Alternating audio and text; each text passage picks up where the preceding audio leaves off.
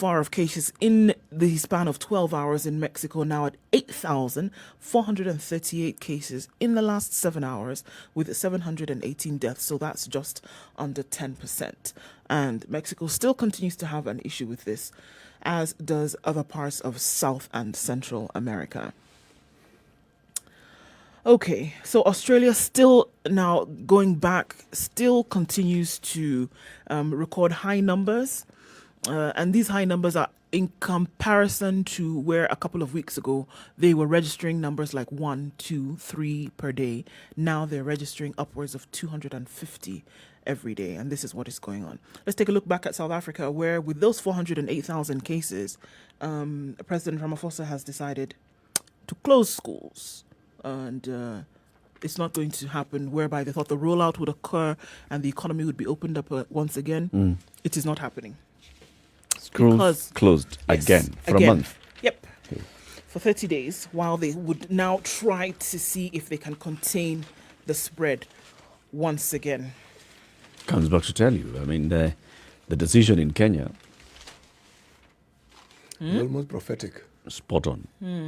Not to open schools. Yes. Yep. It will be interesting to see what will come about of the meeting, the extraordinary summit that was supposed to take place today with the president, and also hear from governors, that having been pushed to Monday. It will be interesting to see what will come out of that in terms of the discussions that are going to be had. But we already hear that governors are asking, the reason why is that they were asking for more time to be able to get things in place. And as they ask for more time, unfortunately, the cases continue to rise. So opinion is sharply divided even amongst governors on whether to go with tighter lockdown measures or just allow the situation to continue. Yeah. You know, when we began this discussion sometimes earlier in the year or even late last year, it was difficult to determine the path. You were just not at a fork. You had several forks at the same place and you're not sure where to turn off to. But right now, with the examples that we're replete with examples from all over the world of the experiments people have attempted, and in literally every case, opening up the economy in any way has ended up in disaster.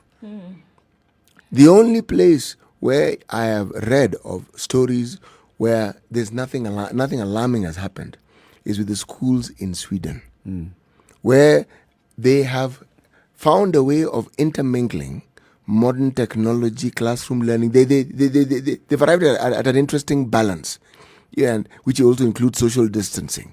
So learning, one could say, has continued. But in the absence of that, my goodness, any time any economy has opened, you don't even need to hold your breath. You can more or less tell with accuracy what's going to happen next.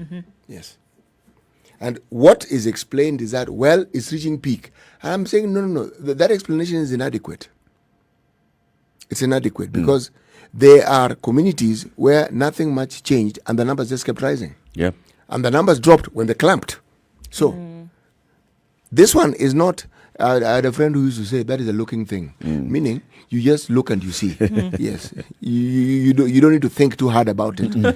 Yes. It's clear.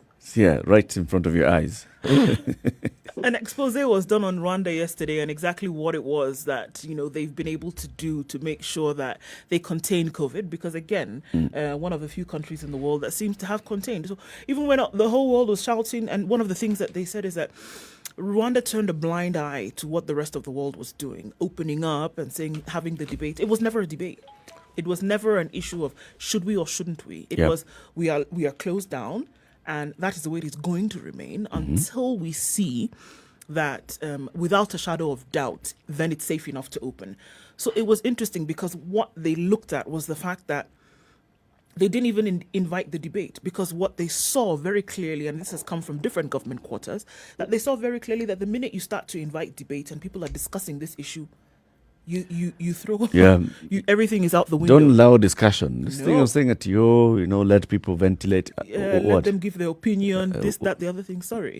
And what do we see today? 1,710 cases in Rwanda with 5 deaths. And Uganda, same thing. 0 deaths in Uganda and just over 1,000 cases.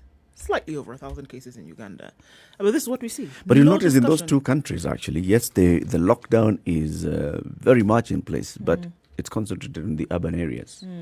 Kigali and Kampala, there's a proper lockdown, but people in the rural areas are still able to, grow food. They're able to mingle, but Go about their business. but in a better controlled manner, Absolutely.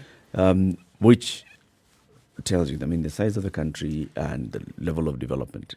And also, it's their political and administration system. What we call the Mijikumi here is very entrenched in those countries. Yes, the local authority is an authority. And it's interesting because these, what you would call them setups, administrative setups, were set up for different reasons. The Mijikumi that was set up, its counterpart in Rwanda was set up after the genocide. Yes. Because they were trying to now make sure that, there was no uprising of this kind of animosity between tribes. So it was set up because of that. But then they've been able to use the same system today with something else. So it's what we've been talking about, that if you have systems that operate, even though they're for different reasons, you'll find that they would be useful then when other things come about. But even if you go to Uganda, you'll find the cadres of police persons that they have are very many. Yes. Yeah. Many. When I say many, I mean there are many. There are even policemen who are specific to rural areas. But they're police persons. Okay? And the administrative setup is very much similar to the old one we had where you had a PCDC.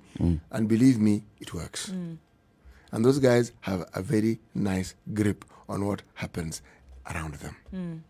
So when the government issues an edict, that edict is going to be followed. It will be followed. Yes, it is. It will be. My goodness. Okay, Eric? It's odd. Oh my gosh. Yes, golly What about gosh your indeed. Consider the countries that seem to have a lid on it. You think about China. They didn't go around, they didn't have focus group discussions. No. What are we talking about? This is what we're going to do. Yes. The person who said too many cooks spoil the broth knew what they were talking about. Everybody wants to come and throw in their opinion. Food spoiled. However, the issue of opinions, if you ask me, all right, it serves a purpose in letting people vent. If you're clear about what you want to do, You'll just go yes, ahead. you will let them You will vent, let and then them you vent, say, but you we will have go heard ahead. you, but this is what we have determined to be good, and this is what we are going to do. Yes. But we have heard you. Right. Yes. And you can even add a rider. And at an appropriate time, there are certain things that we have heard, we will also put into it. But we've heard you. Yeah. The things that you've said, we are going to implement them slowly by slowly. But let's start And we've here. heard, yes. Listen to the times when our president has said, look, I've been listening and I've heard what you've said. That thing resonates very, very positively. Now, this is the balance. Nice. Sounds nice, resonates positively, but what are the health consequences? Exactly. Yeah. What do we see happening? In Tanzania, they have lost their third president, Benjamin Mkapa. Yes. The president announced this last evening and Yes, said, Dar es Salaam. Benjamin Mkapa has passed on. Brings back the whole issue. Now when somebody dies, it's, We have to ask. is it COVID? Is it COVID related? No information on that nature at all, of course, coming out of Tanzania. One of the reasons why it's important for this discussion to go on, among many African communities, people just don't die. Even before COVID. At least somebody has died. No. Said, no. Ameuliwa na nani? It isn't the story of death killed him. No. Death kills everybody. How did he die? How did he die? We want to be sure. What exactly happened? And if, perchance, you happen to be someone whom the community around whom you live hold you in high regard, then you certainly just can't die. No. You have to find out. Yeah. It's 6:15. It's a Situation Room, Kenya's biggest conversation. Keep it right here because we will soon be looking at the newspaper headlines. But for now, we want to take a look at the weather. What's happening around the world. Good morning.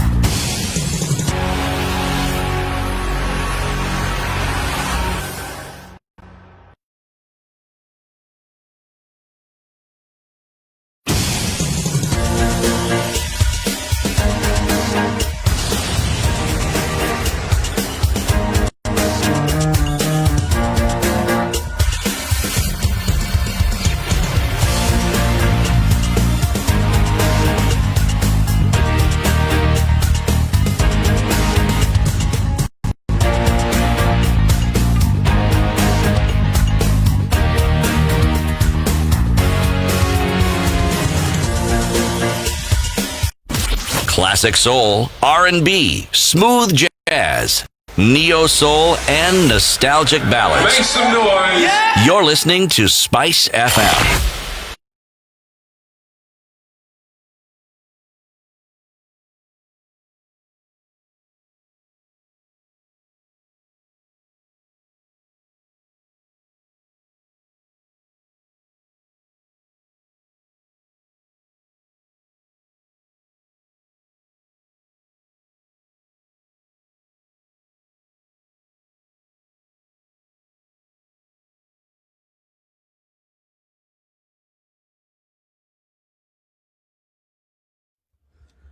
All right, it's Friday morning. Let's take a look at what the skies look like today. Mostly cloudy conditions in Nairobi at 14 degrees. We'll see highs of 24 and lows of 11. It's cloudy in Njeri at 13 degrees. Thunderstorms forecasted for later with highs of 21 and lows of 12. Mostly cloudy in Nakuru at 14 degrees. Thunderstorms also forecasted here. Highs of 22 and lows of 12. Clear skies in Eldoret this morning at 11 degrees. It's going to change later, though, when the heavens cloud up into rains. Highs of 19 and lows of 11. Partly cloudy in Kisumu at 18 degrees. We'll see highs of 26 and lows of 18. It'll be a wet afternoon in Kakamega at 14 degrees currently. We'll see highs of 23 today. Open, clear skies in Malindi at the moment. They'll cloud over, though, later with highs of 28 and lows of 24. Clear skies and sunny conditions in Mombasa today at 23 degrees. We'll see highs of 28. Taking a look then into Kampala at 18 degrees. Rain expected later with highs of 24 and lows of 17. It will be a clear sky day in Dar es Salaam. Highs of 30 and lows of 21. Let's take a look in Johannesburg, where currently it's 3 degrees, a very chilly morning. We expect to see a high of 17 today with sunny conditions and a low of 2. In Lagos, it's partly cloudy at 25 degrees, highs of 28 and lows of 23, and it's likely to go into a wet weekend for the city. In Paris, at 18 degrees, clear skies all through today, highs of 27 and lows of 17.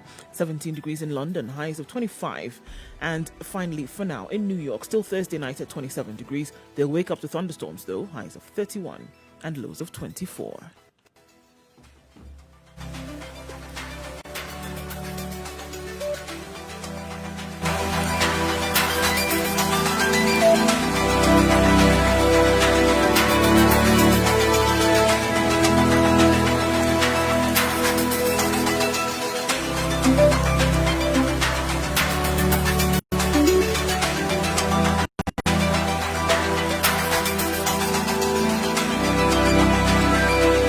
Now 20 after 6, good morning. This is the Situation Room, Kenya's biggest innovation. We are live streaming in the live streams app on Spice FM KE, YouTube, Facebook and Twitter, as well as www.spicefm.co.ke. For the next 40 minutes, we take a look at big stories of the day. Chill Spice. Speaker heckled as county cash vote is deferred a 5th time. Speaker Kenneth Lusaka suspended a crucial vote on county allocations to save a proposal supported by the president from being rejected by hostile senators who booed him. This issue, this one, is basically just becoming one of those. It's one of those. So they were supposed to have, had a conversation yesterday to look at this, to discuss what's the best way to go. The speaker had called an informal meeting on Tuesday ahead of the crucial vote and appointed a new team of negotiators. Tarakanidhi's Kithure Kindiki termed the formula divisive and discriminatory, saying it's no longer about losers and gainers. The formula has been deferred for the last 1 year, contrary to the constitution. So the chair of the Finance Committee, Charles Kibiru, does not appear in the House, prompting the lead of the majority, Samuel Pogisio, to ask the Speaker to defer the vote. Speaker raises up to say, okay, so for this reason, I am directing that the House adjourns until Tuesday. A number of senators now start heckling him and saying, no, shame, shame, shame. They get out of their chambers and they meet with gleefully waiting media where they address them and they say, you know what we've just seen there is a travesty. One of them, Senator Mutula Kilonzo Jr. of Makueni, says we should impeach Lusaka for adjourning the Senate unlawfully. How do you adjourn the House without a mover, a seconder, and putting out the question? Did he have good reason to adjourn the proceedings? Well, he could see the mood. Yeah, exactly. You could see that things were going south really quick. You could see whatever you're seeing here, this is not consensus. Yeah. You're just going to have a vote where you shall say that, yes, we are the majority and we voted and we won, and you're still going to have a disquiet. This kind of thing requires you to get to a consensus where all of you agree, okay. I would have assumed that this is where those offline discussions take place. Yep. So that by the time you actually get to the assembly hall, the Senate hall, these matters have been ironed out. Yeah. Because I doubt, should the Senate floor of the Senate be the place where you're now ironing out these issues? Yep. Basically, this is why the Speaker has been calling these meetings, the informal meetings, saying, meet offline before we come to the chamber, before we come and bring this to the vote. It appears that those informal meetings where the senators that we've talked to keep telling us that we are rushing to this meeting because we need to discuss this matter, caucusing and all, is not working. The Standard has learned that most senators prefer a consensus that does not divide them and propose an extra 16 billion shillings to plug the gap for counties that will not gain under the proposed formula. It's unfortunate that the vote was postponed because the sponsors realized they could not have their way. The more they defer the vote, the more the opposition solidifies their base. See, it becomes now an opposition solidifying base and one wing trying to push this thing down the throat. And while this is happening, Yeah. still money is not going to the counties. Yep. Salaries are not being paid. A crucial bill has not been discussed. Exactly. The county revenue allocation bill. Will not be discussed until consensus is reached. Yes. This is the problem. That while this impasse continues, there are things that are suffering in the balance, unfortunately. There was a proposal by Nairobi Senator Johnson Sakaja, who was proposing amendments to the Finance and Budget Committee report on shareable revenue. The proposal, he says, my proposal was the solution to the impasse. No county was going to lose. We had agreed with Mutula Kilonzo Jr. and Ledama Olakina. However, the Speaker decided to adjourn the special sitting without following procedure, which denied the majority leader the chance to complete his presentation. He's arguing that the Gazette notice was very clear and stated the order of the day. Now they're going into procedure. Oh, how was this? In short, they are going to stick to their guns. Yeah, and it's a bit exhausting just thinking about it at this point because it's necessary. If somebody's trying to prove a point... Now, the good thing is that this conversation is happening. Oh, I think the deliberations are extremely important. This is good. Let there be, push, pull, grandstanding. At some point, you realize that we are not going to pass anything until we reach a consensus. And I think that's the most important bit. Sure. There should be consensus. Might take a while, though. However long it takes, let them slip there. All right. But they need to arrive at a consensus, because if they don't arrive at a consensus and they rush this thing because we are seeing that July is coming to an end and we still haven't decided on this, then we're going to have a new formula that comes in for a number of years and people will be grumbling about it for years to come. We're going to an election with this formula. It will be a campaign issue. For sure. It will be a campaign issue. And the senators understand this better than most people, because there are quite a number of senators who I'm certain will be vying for some governor positions. Yes. And this is how you begin your campampaign. Yep. By saying, I brought you this money you didn't have. Akukuwa na hii pesa, I brought it. Kama si mimi, Yep. Another headline, Nduh. So 791 million has made its way back into the headlines. Court orders seizure of NYS suspects' assets. The fate of those accused of stealing 791 million in the 2015 National Youth Service scandal, notoriously referred to as NYS-1, took a turn for the worse after the High Court ordered the seizure of 2 properties and 4 high-end vehicles. The assets were associated with the tenderpreneur associates of Miss Josephine Kabura, the woman at the center of the ongoing criminal case. The court, for the second time in the emerging jurisprudence on illegally acquired wealth, said a criminal conviction is not a necessary precondition for civil forfeiture and marked the properties as proceeds of crime. Interestingly, the 8 suspects in the NYS scam elected not to defend the case brought up by the Assets Recovery Agency before High Court Judge Mumbi Ngugi. Among the suspects are Anthony Gethi, his mother Charity Gethi, and sister Jadida Wangari Wangoi. It just goes on to talk about those involved, and now they see that, the monies that were taken, as that is still continuing in its investigation, there is a way then now to turn the screws on those who've been alleged to have stolen these funds or been part of the thievery. I like a statement that is attributed to Justice Ngugi, and it says that the Asset Recovery Agency has established on a balance of probabilities that the properties subject to the application were acquired using funds fraudulently obtained from the NYS. Can you hear me now? Okay. It's the wording of it. Very interesting. Say again? That the Asset Recovery Agency has established on a balance of probabilities.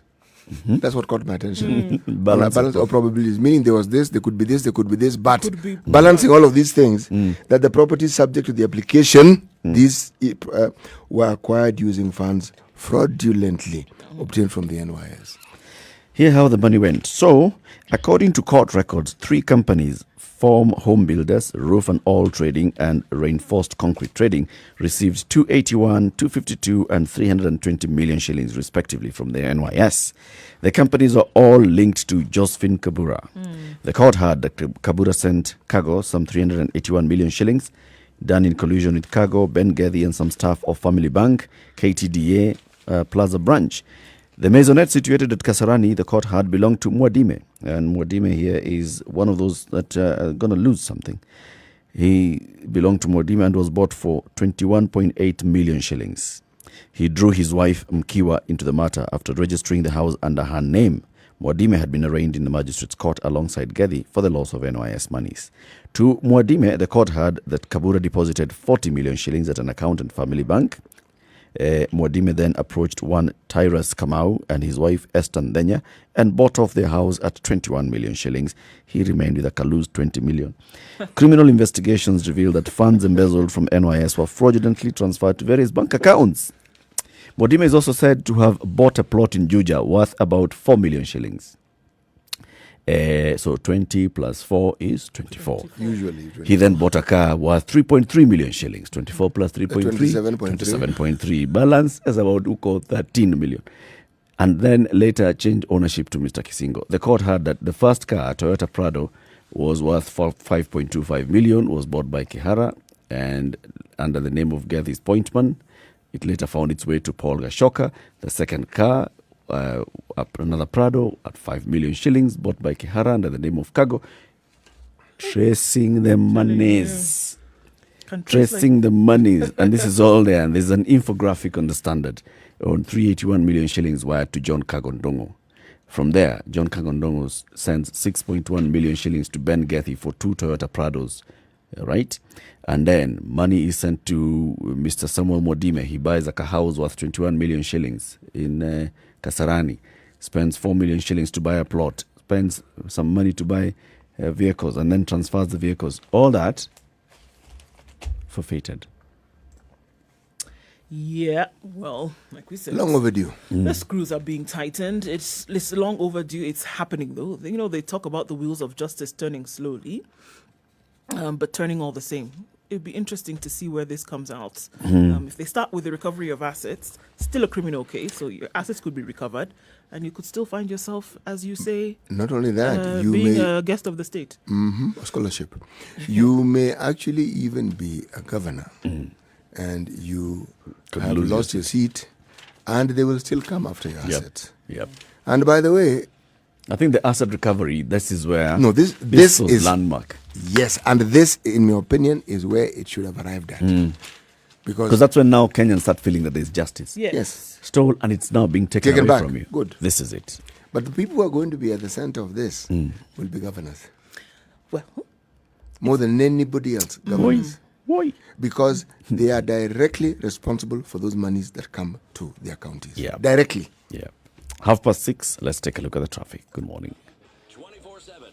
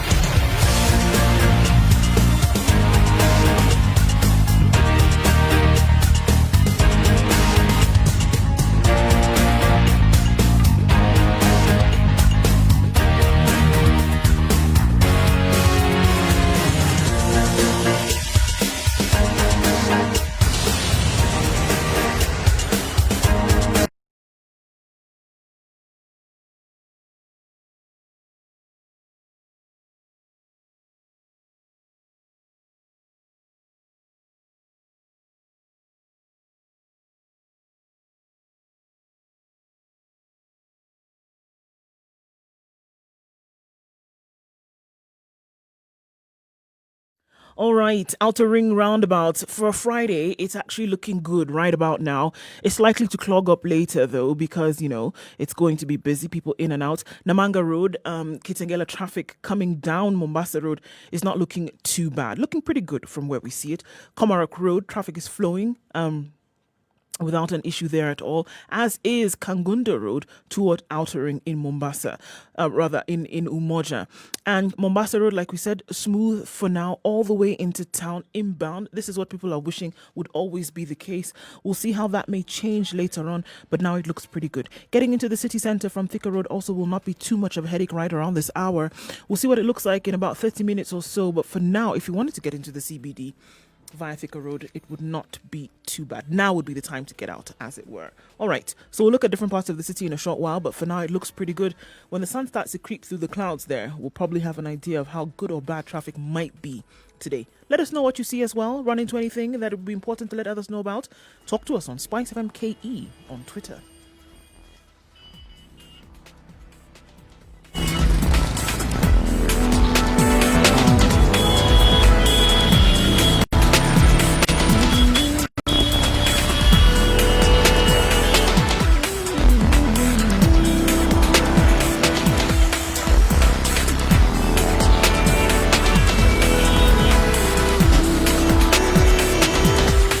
We're taking a look at the newspaper headlines of the big stories of the day this morning. 26 minutes to 7 o'clock. This is the Situation Room. In the room, Eric Latiff, Nduh Okoh, CT Muga. You've got like all the papers in front of you, CT. Yes, Publisher I do. Muga. Now, earlier on, I was... Come to the mic, CT. Earlier on, I was smirking a little bit. And what I was smirking about, it wasn't one thing really. It was two things. One was the headlines of the Nation, Corner, Githu cleared 63 billion health project. Mm-hmm. I smirked and said, okay, interesting point. Then I looked at the Star, it had the same story. Same story. What does it say? What's the Star story? The Star story, I will actually read it to you so that it is clear and to the point. Former AG Githu okayed medical kits deal records show. All right. So we heard his side of the story yesterday. Githu goes to the Senate and tells the in Senate, front of the committee that's investigating this matter and Yes. says, this is it. Someone decides to leak documents to the media, not go to the Senate and say, no, what you heard from Githu was incorrect, but decides to leak some, what is purported to be official documents. official documentation that authenticates Githu's nod. Now you see, my smile or the smirk is because I'm saying the plot thickens. Drama. Yes, because we've heard from the former AG. We're now reading that a letter purporting something to the contrary has appeared. So the debate has begun.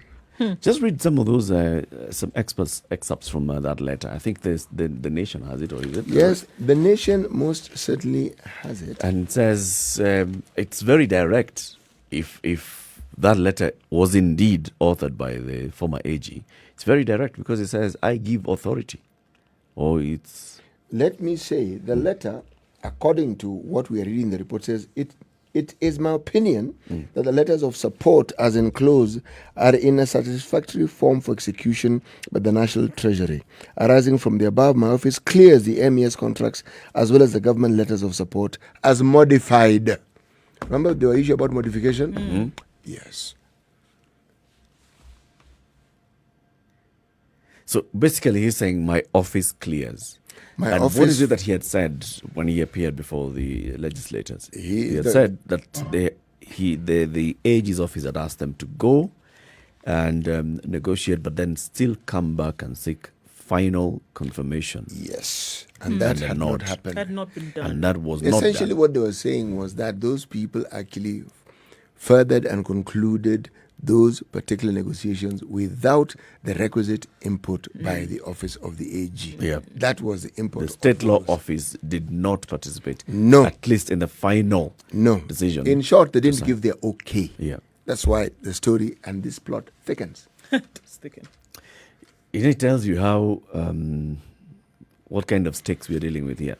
This is a high-stakes game. It's a high-stakes game where somebody just sits back and says, like, what do you mean? What do you mean this is what he's saying? But here's the letter.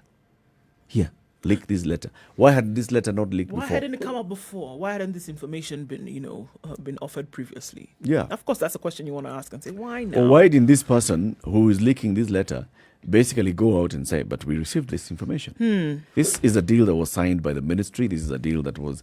Did the ministry ever present anything to say, but we got this? This thing caught right in the crosshairs the former CS, Dr. Mailu.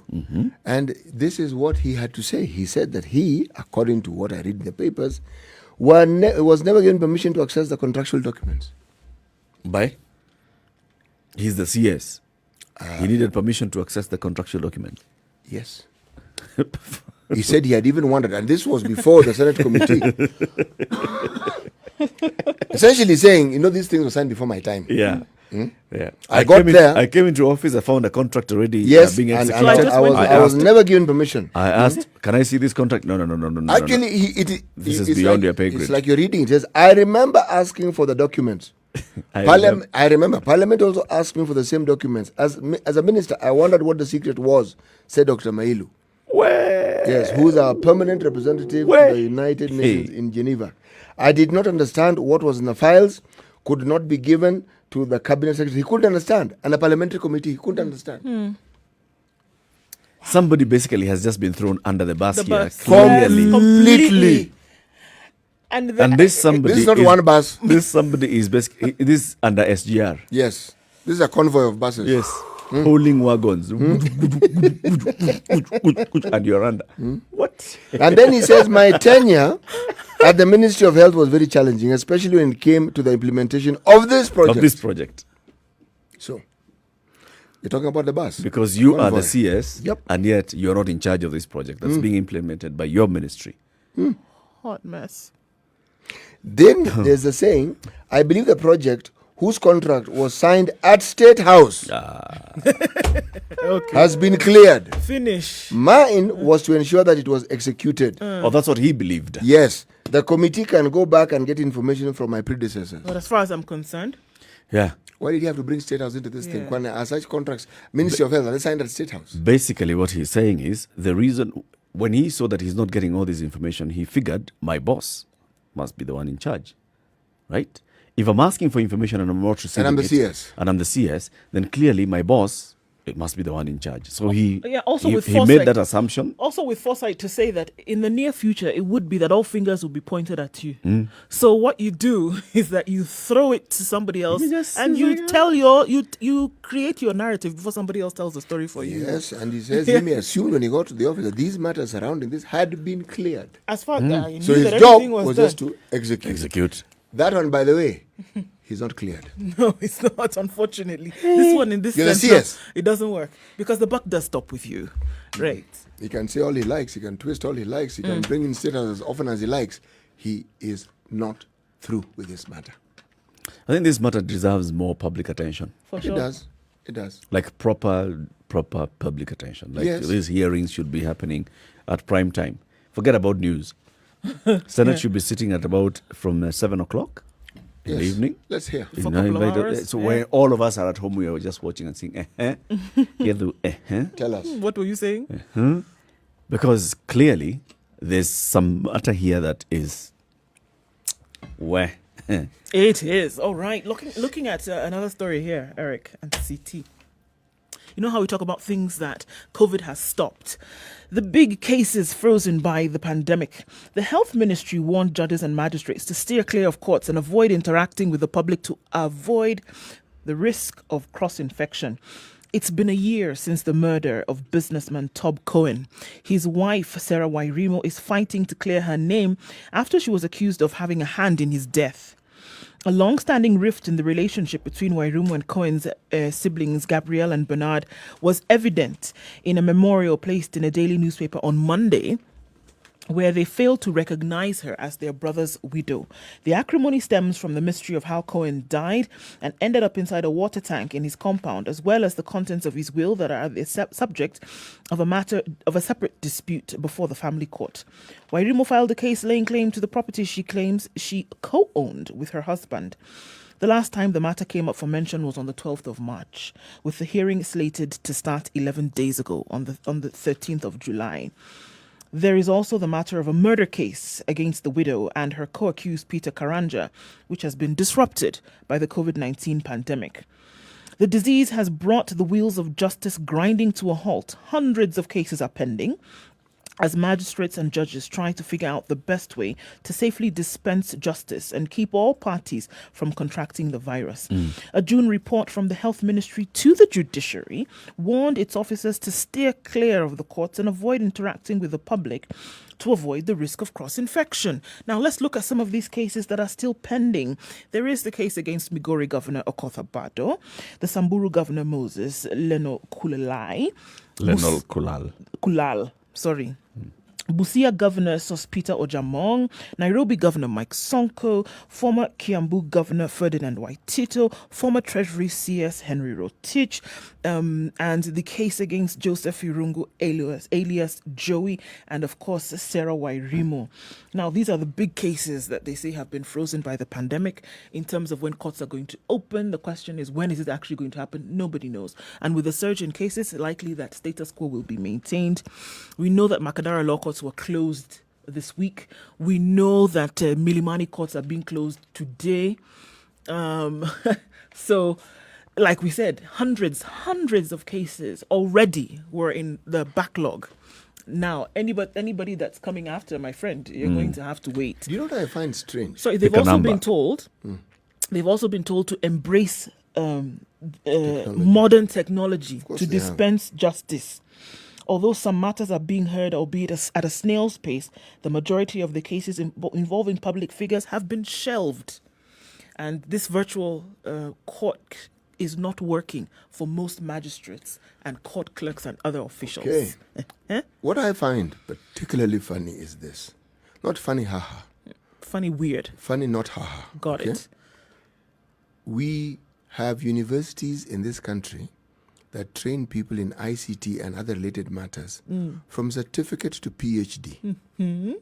Yet these institutions of higher learning, to date, don't seem to have been able to even get their own students to actually learn effectively and efficiently online. So, the question that has been ringing in my mind is, what on earth do we teach in these universities of ours with regard to ICT? When you train people who enter the market, surely you are saying that you have sufficient manpower who can come up with something workable in the system. For other You don't have to government, invent, right? But even if you have to, what is so difficult? These things have been invented. Kenya is touted as a silicon savannah. That is a con. Yeah, okay. Plain, brazen, bright-eyed con. Why? Bare-assed con. Why? Because when you become king of the hill, you have conquered the terrain that is below. Silicon Valley, as we know it, is where all these high-tech issues that bedazzle us in the world come from. Yeah. And we know, and you can know this one came from this one came from this, whether it's telephony, whether it's telco, whatever it is.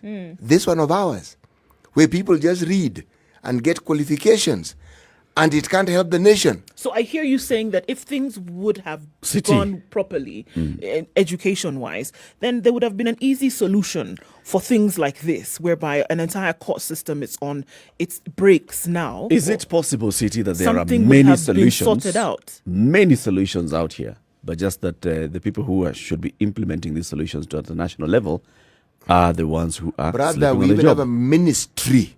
for ICT. Ministry. Not Now, departments. I'm trying to divorce two things. Divorce the issue of capacity of Kenyans in developing programs and capacity of government to absorb the knowledge that is coming from the sector. There are very many, several companies in this country that have come up with M Elimu, M Kitabu, M Everything. ICT, that you can actually get information education content on your mobile phone, on simple feature phones, not these smartphones, on simple feature phones. Companies that have already done that are rolling them out in this Kenya. Eric, you know where I took my discussion? Not where you've taken it. The university was not able to come up with a scheme to ensure that their own students, not taking them far away from home. Just where they are. This is where they teach these things. All these MMMs, they were taught in our universities. Okay? So, having understood that the MMMs came from our universities, private and public, how is it then that the university themselves are unable? If you have a school where you There teach is no M University. no. If you have a school which teaches agriculture, usually there'll be some earth somewhere where children go and dig. And if you say that you also have poultry, you can actually see chicken. Okay? And usually they produce eggs, which you also see. If they say they have cows, you see the cows and you even see the milk, meaning you see. Yeah. But this one of ours, ICT, I am aware that the commodity itself is invisible in nature, but the output is not invisible. We see it. Because right now, even now, we are communicating through such a medium right now. Okay? So it's possible. It is. But you cannot tell me that we have a university that talks about the advancements we have made in ICT. I'm not going to the government. How is it that every time we hear of the universities, either students have rioted or the issues of salaries which never seem to get resolved? That's what seems to be the issue.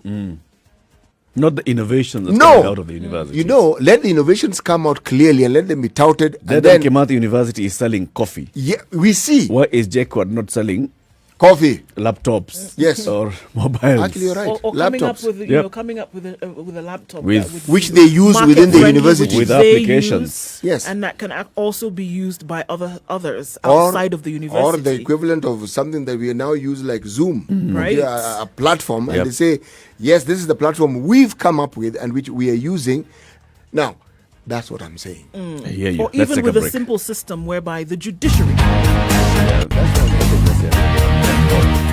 Just like it. 10 minutes to 7 o'clock. This is your conversation. Thanks for listening.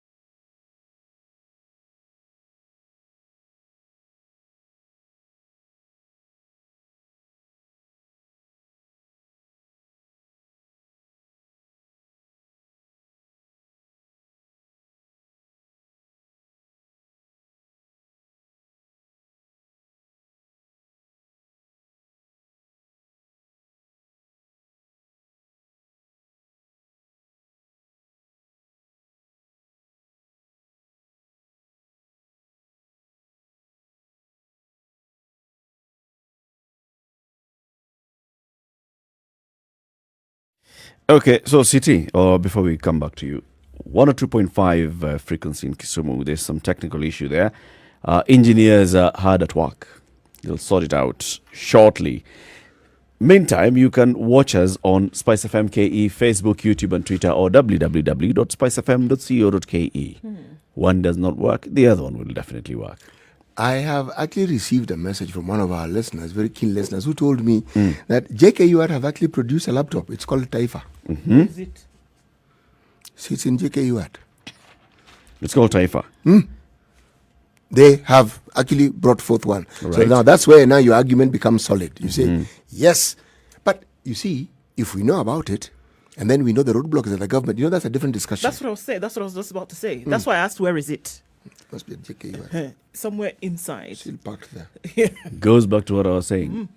These students are thinking and they're coming up with products, Absolutely. right? What they require is a support above that. But what do we talk about? Really? Roll it out into the market. Implementation Or is even really just the about- government sitting and seeing, all right, this is a very good solution that we have seen here. Let's roll it out. Let's take it up. Let's roll it out.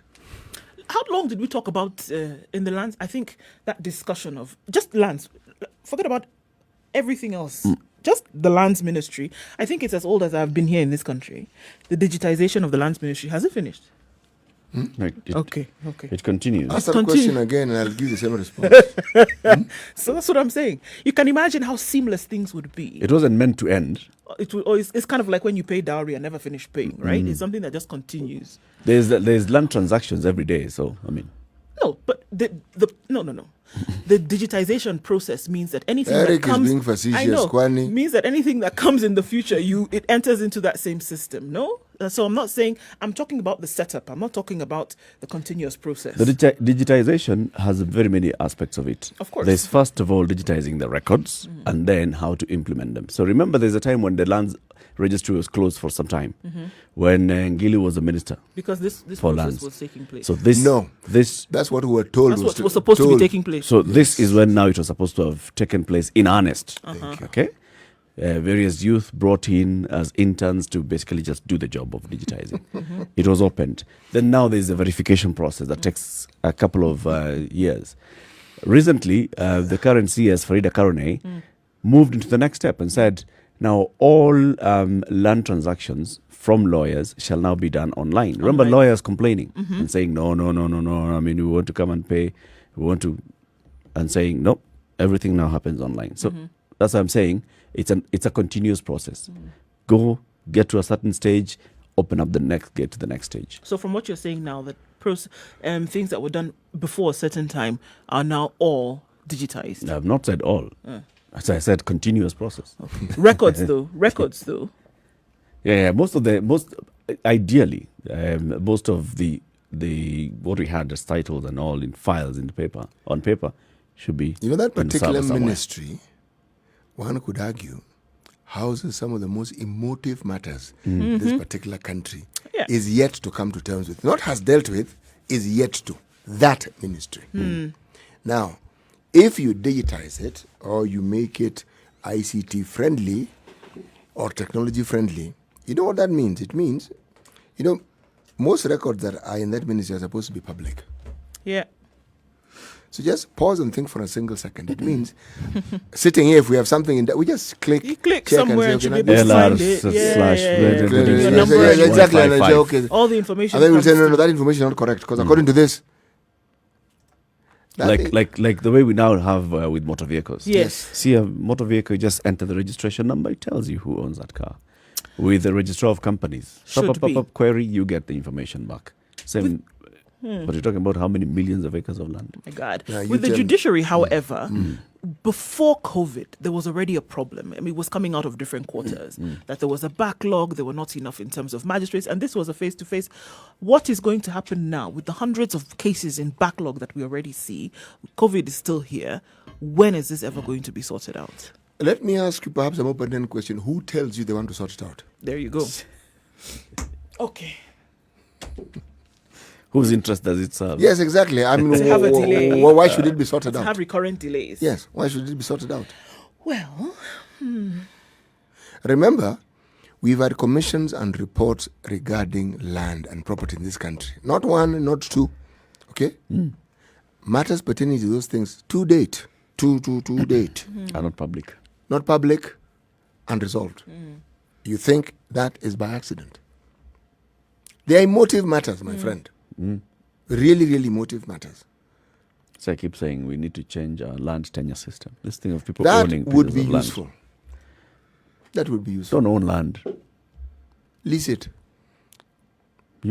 Everybody leases land from the government, and specifically for a certain duration of time, for a certain purpose.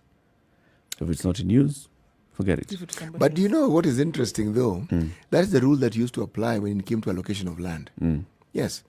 That you could prove that you're going to put that land to use. You apply, you get, and then Chief, you give you it. get. I, in my time, applied for such, and I actually got. And you got. And I got. Yes. Are you still putting it to use? I sold it. That's the use I put it to. You sold it. Yes. See, now that's where now the system went wrong. No, I planted stuff on it. I used it. Somebody seemed to have had more use for lease it should than have I did. reverted to. No. It was actually leased, but the number of years were many. See, that's what I'm saying. That's where the problem. Anyway, coming to the top of the hour. Yes. Today's proverb. Today's proverb, I like trees. Yesterday was a palm tree. Today I'm just going to refer to a tree. Okay? If you climb up a tree, you must remember that you will climb down the same tree. Or fall. Mpandangazi Ushuka. Good morning. It's 7 o'clock.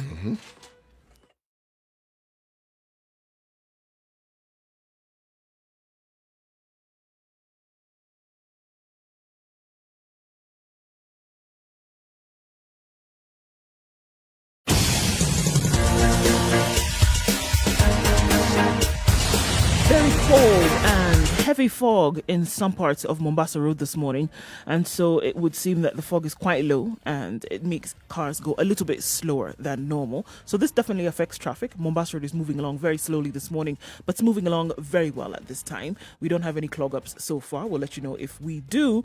Juja Road a few minutes ago had some traffic, but the police are there trying to sort out that mess, and it shouldn't be too terrible moving forward. Traffic looks like we're going to be in good terms today, guys. This is a Friday morning. I know it's still early, but let's take a look at what it looks like. All indications so far point to that it will not be a crazy morning, but don't quote me. We'll have to wait and see how things unfurl. Spice FMKE, that's how you can reach us on Twitter. Let's know what you see.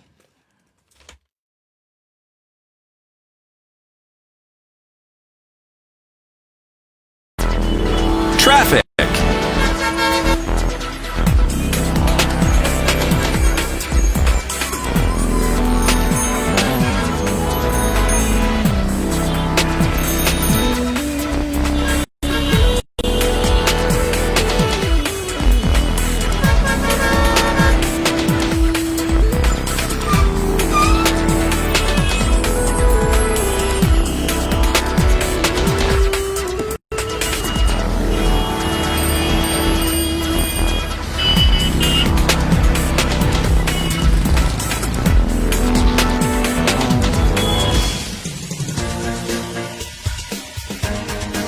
This is The Situation Room, the home of hard-hitting political commentary and penetrating insights about the state of the nation. This is a talk radio experience like no other. The Situation Room, a place for hard truths, debates, and It's 2 elevated minutes after 7. conversation. This is Kenya's biggest conversation.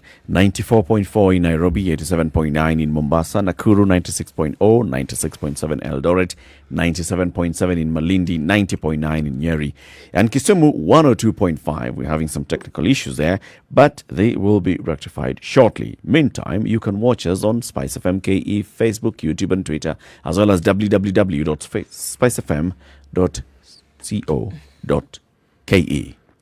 COVID-19, 13th of March, first case.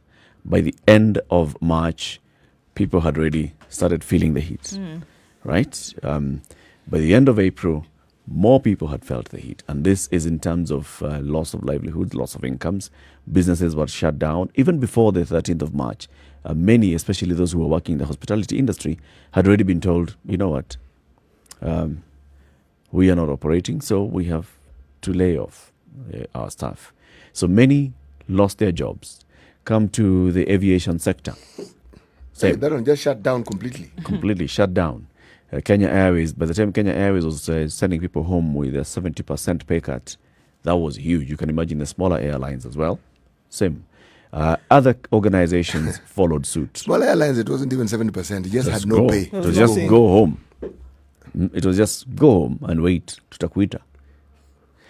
So now we have very many people who basically have lost their livelihoods, have lost incomes, job losses, these layoffs, serious pay cuts, and you've taken an 80% pay cut, but you're still living a 100% life. Got it. And you're thinking, all right, so what do we do? Then you have businesses, people who had small SMEs that were relying especially on these sectors. If you're supplying into any of these sectors, then you've also been impacted directly and immediately. So what is it that can be done? And we've been discussing this all the time. Now we need to look at, so what are the options that people would have? What can you do at this time to seek a journey towards recovery? It's not an easy one, is it? Actually, it is most certainly not an easy one. You know, the only thing that is easy is in figuring out what someone did, because whatever you're going to do next, the knowledge you have or the training you have, the capacity you have may play a part in what you do next. Because it can't help you in what you previously did, but it might. But the real tool you have here is your mind and its versatility. Because if you do what we human beings normally do, and you focus on what you know and how that should be done, you'll be stuck. You'll be in a rut and you won't move and nothing will change. But if you're willing to open your mind and to determine, okay, what perhaps when I look around me, perhaps needs doing and no one is doing, and where have I blocked my mind to perhaps earning a living and I have not considered it as a viable path that I could open my mind to. Remember, one of the biggest hindrances to opening your mind is actually education. People who are very educated, you get your diploma, you get your degree. Without knowing it, you've already segmented in your mind things you can't do. Forget the things you can do. Someone mentions it's a no before you're not even giving it and you're not even thinking about it. I can't do this. It's interesting that you say that also. I think it's also going to require a shift, a major shift in thinking. Because you had, just like you're saying, you had people who were earning in the millions, right? Yeah. And then literally it came to a halt immediately. Yeah. It wasn't like, okay, give it 2 weeks and then we're going to stave off. It was that you're earning something today and the next day you're not. I think then people have also come to the realization that there can be a change in status, but it really doesn't matter. If you're going to survive, that means that you now embrace other things that before you likened to things like shame. Because you lived a certain status, you would not then be able to touch that with a 10-foot pole. But I think that the realization has dawned on quite a number of people that it really doesn't matter what it is that you do. If you get something then that is going to sustain you, if you get something that's, because we're talking about putting food on the table, right? And paying for shelter and making sure that your family members are sorted out. And I think that is what has happened for a lot of people. We saw the pictures of high-end vehicles opening up to become fruit baskets to sell. Why do you think that has been? Because people have realized that it really doesn't matter what it is that you're driving at the end of the day. If you're not alive, that's when it doesn't matter. I think so. There has been a mind shift, and I do agree 100%. I think that's what needs to happen. It's not running around and looking for that contract. It's changing the idea in your mind that you can actually do something else to be able to get something in your hand. And if that shift hasn't taken for a number of people, then I think we're still getting closer and closer to the times when it actually will. There's someone who sells Pixie oranges in the estate I live in. And we were having a conversation with him one day. Now, his job just came to an end. But he had a farm, and what he used to do, wholesalers used to come to his farm to collect the mangoes and pay him. Now, he does the retailing himself. You see? He does the retailing himself. So he's gone to the retail side. He has gone retail but he needs to live off this. Yeah, exactly. And before you would not have seen his face. So he has a nice station wagon. He fills his station wagon, folds one seat, fills it. So specific days he's in this area. Another day he's in this area, and he sells. And people know. So on this they day, know. They know. The mangoes and oranges. He begins by having a point person. There's somebody who tells the rest of us, that these. He even has a weighing scale. And all coming from his farm. The farm has always been his. Yeah. But the way, the manner in which He never conducted looked at the it. He never looked at it as a source of No, income. it really. was, but as in something that he would depend it's like on. Really, like a serious hobby. yes, yes. It would never be that he would depend on it then for livelihood. Yes. And that has changed. Completely. Yeah. As I said, this is someone who's very well trained and had a good job, but that job, because of COVID, could not be sustained. Yeah. It ended, not at it was reduced, ended. Finished. Shifting mindsets. Yes. Let's bring in somebody else to help us, and unfold this conversation. This is Ian Dennis. Ian Dennis is a host of the show on KTN Home, The Business Coach. Ian, good morning. Good morning. How are you doing? We're fine, thank you. Thank you very much for speaking to us. Welcome to the Situation Room. Thank you. I've been watching you guys for morning. Quite an interesting conversation. How's it working from home? It's what's it called? It's the new norm right now, as everybody's saying, and just getting used to it. But I think one of the biggest struggles that most of the people that I know, even I personally, sometimes struggling with is just ensuring that you have 100% production. Yep. because limitation is now limited, and for me also, unfortunately, through this particular period when I had Latiff Muga say that when COVID came in, no one, unfortunately, it also got me last week. So it's also been another new norm in terms of just adopting to this new situation, the psychological change, and just trying to bounce back. Yeah. So now, in fact, therefore, it actually brings in the conversation right where it ought to be, which is very many people are finding themselves at this kind of situation where, you've lost your income, you've lost your job, you've been sent on unpaid leave for a while, but you still have to live a life. You still have to eat, you still have to pay your rent, you still have to, take care of your family. What are the options that are out there? In terms of, so once you lose your job, no one expects this. No one had foreseen this, and most of any person getting to this particular situation is getting to unforeseen territory. And in this particular unforeseen territory, there are different ways you can get to react to it. Once you can react in a way that you can dig yourself deeper into a hole, or you can maintain the grounding that you are and trying to build out of it. In terms of the options, personally, even just from listening to the conversation and maybe from some of the friends that we have around and maybe some of the past experiences that we have, I think the first thing that comes into is just trying to protect the resources and quote-unquote the status that you have, in the sense that you analyze what is it that do I have within my reach that I can exercise for a new revenue source, and also what exactly can I do to ensure that I do not dig myself deeper. And I think just calls for, first of all, an analysis at the very onset, in the sense that, let me look at it, okay, so I've lost my job, this is my, this is my status of living, how can I adapt, what do I need to do in terms of ensuring that I can actually pay my rent, I can ensure that probably my family feeds, and maybe the luxuries that I have in my life, how can I get rid of it and readjust my life. And I think the biggest thing, or rather the biggest issue, because maybe I can give it out of an experience with a brother of mine, was that let me just give you his story. Maybe I won't mention the name. Yep. But before this COVID season, a year ago, he had lost his job. But the status that comes up with a job whereby you're able to provide for your family and the status, you're enjoying life. When he lost his job, he never really told us. Because there's that shame, whereby if I tell you guys, what are you going to take for me, you're going to think I'm a beggar and all that stuff. So you went on, I'm going to live off my savings, I'm going to be providing my family, and the social status is going to be the same. And interestingly enough, even the family, even the wife, didn't know he lost his job. Wow.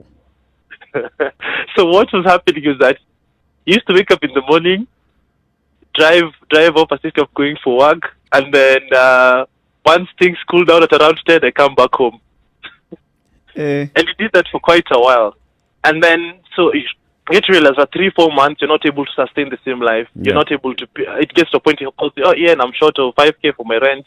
Then you're like, I thought everything was okay. Because initially, it just hinted to me, I'm like, I just have some disciplinary challenges at work, but I'll be back. 6 months in, it goes to a point whereby the guy couldn't sustain that life, and when it was known, you'd already ruined your family. because of course you're lying, you're not telling your wife, and it becomes more of a social issue. Yeah. And eventually ended up now having to, the family, broke, everything just went down, and then you had to come back home and whatever to my mother's house, and then to start life again. But you see, such a scenario can be prevented, first of all, if you just do an analysis. Okay, this is where I am, this is how fast my savings or my financial situation can sustain me for, and then now trying to analyze, get the reality first, and start trying to analyze what exactly is it do I have within my hands to start a new life. Be true to yourself. Be true to yourself, basically. Be true to yourself, yes, true. You have to be true to yourself. And in that particular situation, you're not true to yourself because the assumption is that, okay, I was a senior manager somewhere. Yeah. And it was a reputable firm. The reality, quote unquote, when you're in the corporate world, it's a bubble that someone else is going to come knocking for me. So you expect, doing this 3-4 months, by the time people know, I'll already have transitioned. Yeah. But the reality is not as that. Right, Ian, I think that, just as people look for options in terms of what they want to do, the psychological plays a very major role here. Right. That, like you said, I worked in this spanking corporate, and I was able to afford whatever it is that I wanted, and then suddenly all of this has come to an end.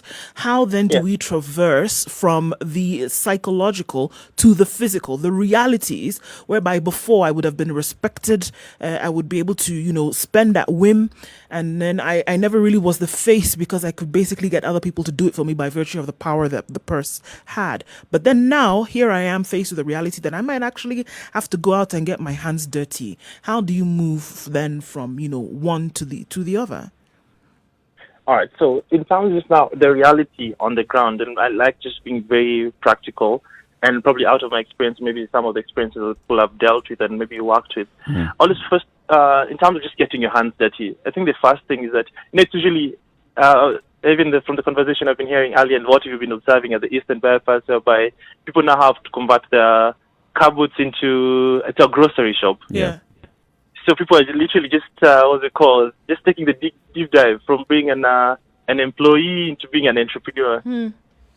And we expect quick results in the sense that once they do this, it's going to be the replica results, which is not always the case, or most of the time it's not the case. So in terms of just the move, making the transition and the reality on the ground, one of the things that I would recommend, and this is just personally and primarily what I've seen from my experience, is that analyze the resources you have. In terms of just digging deep, in terms what do I have in terms of my skills that I can convert into monetary value, and also secondly, trying to look at it in terms of the resources that I do own. And maybe I can just give you an example of something that's been happening with a neighbor of mine, is that, and also an example you guys have already shared, a resource you have that you have not been using quite often, or you have not explored its full potential. And he has a farm. He has a farm in Matu that has been laying bare for quite a while and has been producing oranges. So season after season, and luckily enough, let's say a month ago, it was the season of oranges, and he was able to, the farm was able to produce a lot of oranges. These are resources already I have in hand. So the whole idea is trying to now look at the value chain. How exactly can I get the full value of it? How can I access the market? And how exactly can I get the full, return out of this? Yeah, because maximize everything out of this. Yes. And the thing is, as you're used to being in the office, so your life has always been home, office, and your life. Yeah. But now now the thing is now trying to look at within your network, how can I get the full value of it, and also at the same time, leverage it, not spend so much energy as trying to be like the other entrepreneur, but she's been doing it for the longest time. Yeah. But there's also it's understanding as well now that. Ian, let's take a quick break. It's at 17 minutes after 7. We'd like to take a look at the weather, and then we continue this conversation. We are speaking with Ian Dennis. He is a host of the KTN Home Show, the business coach. We are discussing what's happening now in terms of people losing their livelihoods, life changing. You've been laid off work, you have lost your job, you've been sent home on unpaid leave for an unknown period of time. What do you do? Because you still have got to live. And what are the options out there? We'd also like you to participate in this conversation on 0719-012-600. Give us personal experiences and advice on what you've seen people doing and what can actually be done practically. Good morning. This is the Situation Room, Kenya's biggest conversation. Let's take a look at the weather.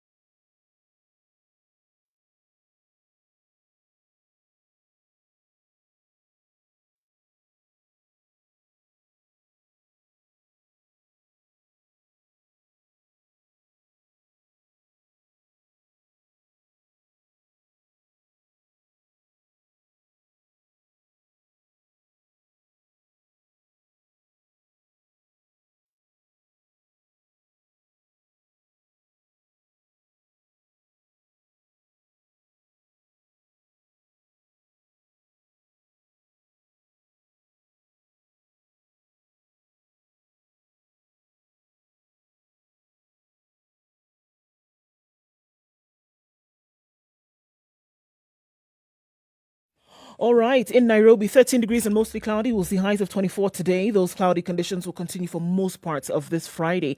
Cloudy in Njeri at 13 degrees. Thunderstorms expected later with highs of 21. In Nakuru at 14 degrees is partly cloudy. We will see thunderstorms here as well with highs of 22. 19 the high in Eldoret with a wet afternoon already in sight. Kisumu at 19 degrees is mostly cloudy. We'll see highs of 26 and lows of 18. It's partly cloudy in Kakamega and the heavens will open up not too long from now with highs of 23 and lows of 14. Sunny conditions in Malindi at 25. It'll go into cloudy conditions later with highs of 28 and lows of 24. All right, let's look into Mombasa. We're at 25 degrees. It's clear skies. Sunny conditions all through today. Kampala 18 degrees and mostly cloudy. We will see thunderstorms later with highs of 24. In Dar es Salaam today, 21 degrees. Clear skies. Highs of 30 and lows of 21. In Johannesburg, it's clear at 3 degrees. Very cold today. Highs of 17 and lows of 2. And finally, for now, in Lagos, it's partly cloudy at 25 degrees. We'll see showers later with highs of 28 and lows of 23.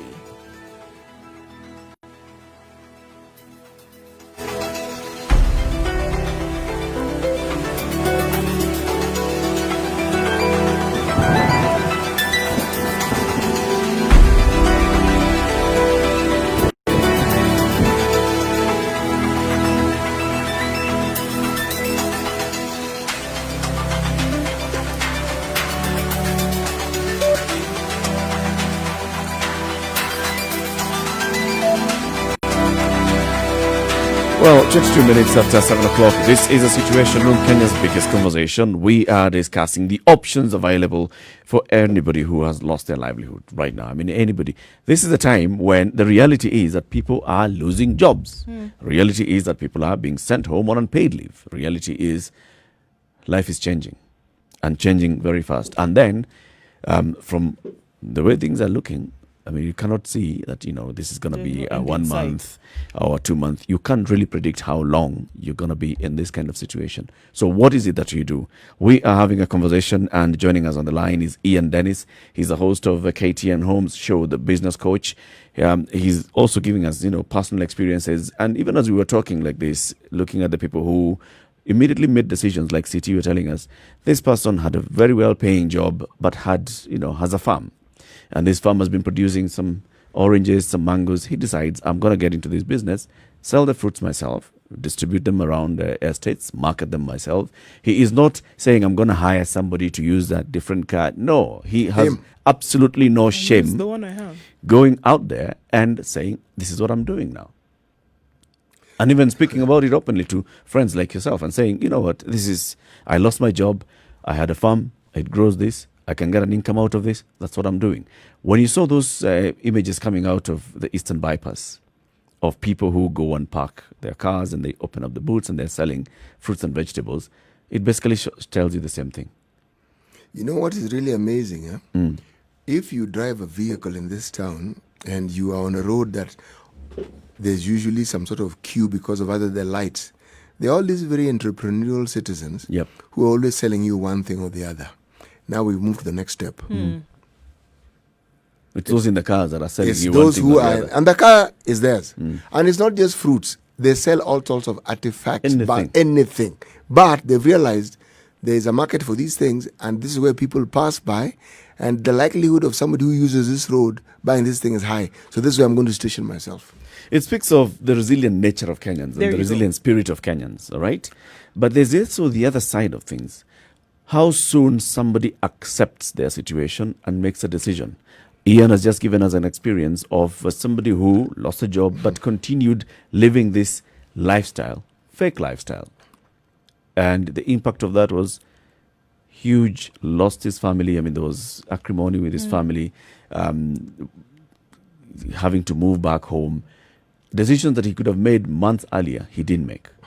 And you talk about people who immediately you lose a job and you say, okay, so what is it that we want to do immediately? No. I live in this house. It's a 4-bedroom house. I'm paying X amount of money. I was able to afford it with my salaried income. Now I don't have that. I only have savings.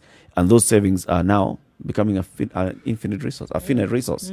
So how long can we continue living in this house with the savings that we have? Vis-a-vis, how long can those savings take us if we went to a house half the rent? Remember, we discussed this with regards to landlords. It's a reality that faces employees as well as business owners. Yep. What is it that you need to do to actually realize the reality of where we are right now as Kenyans?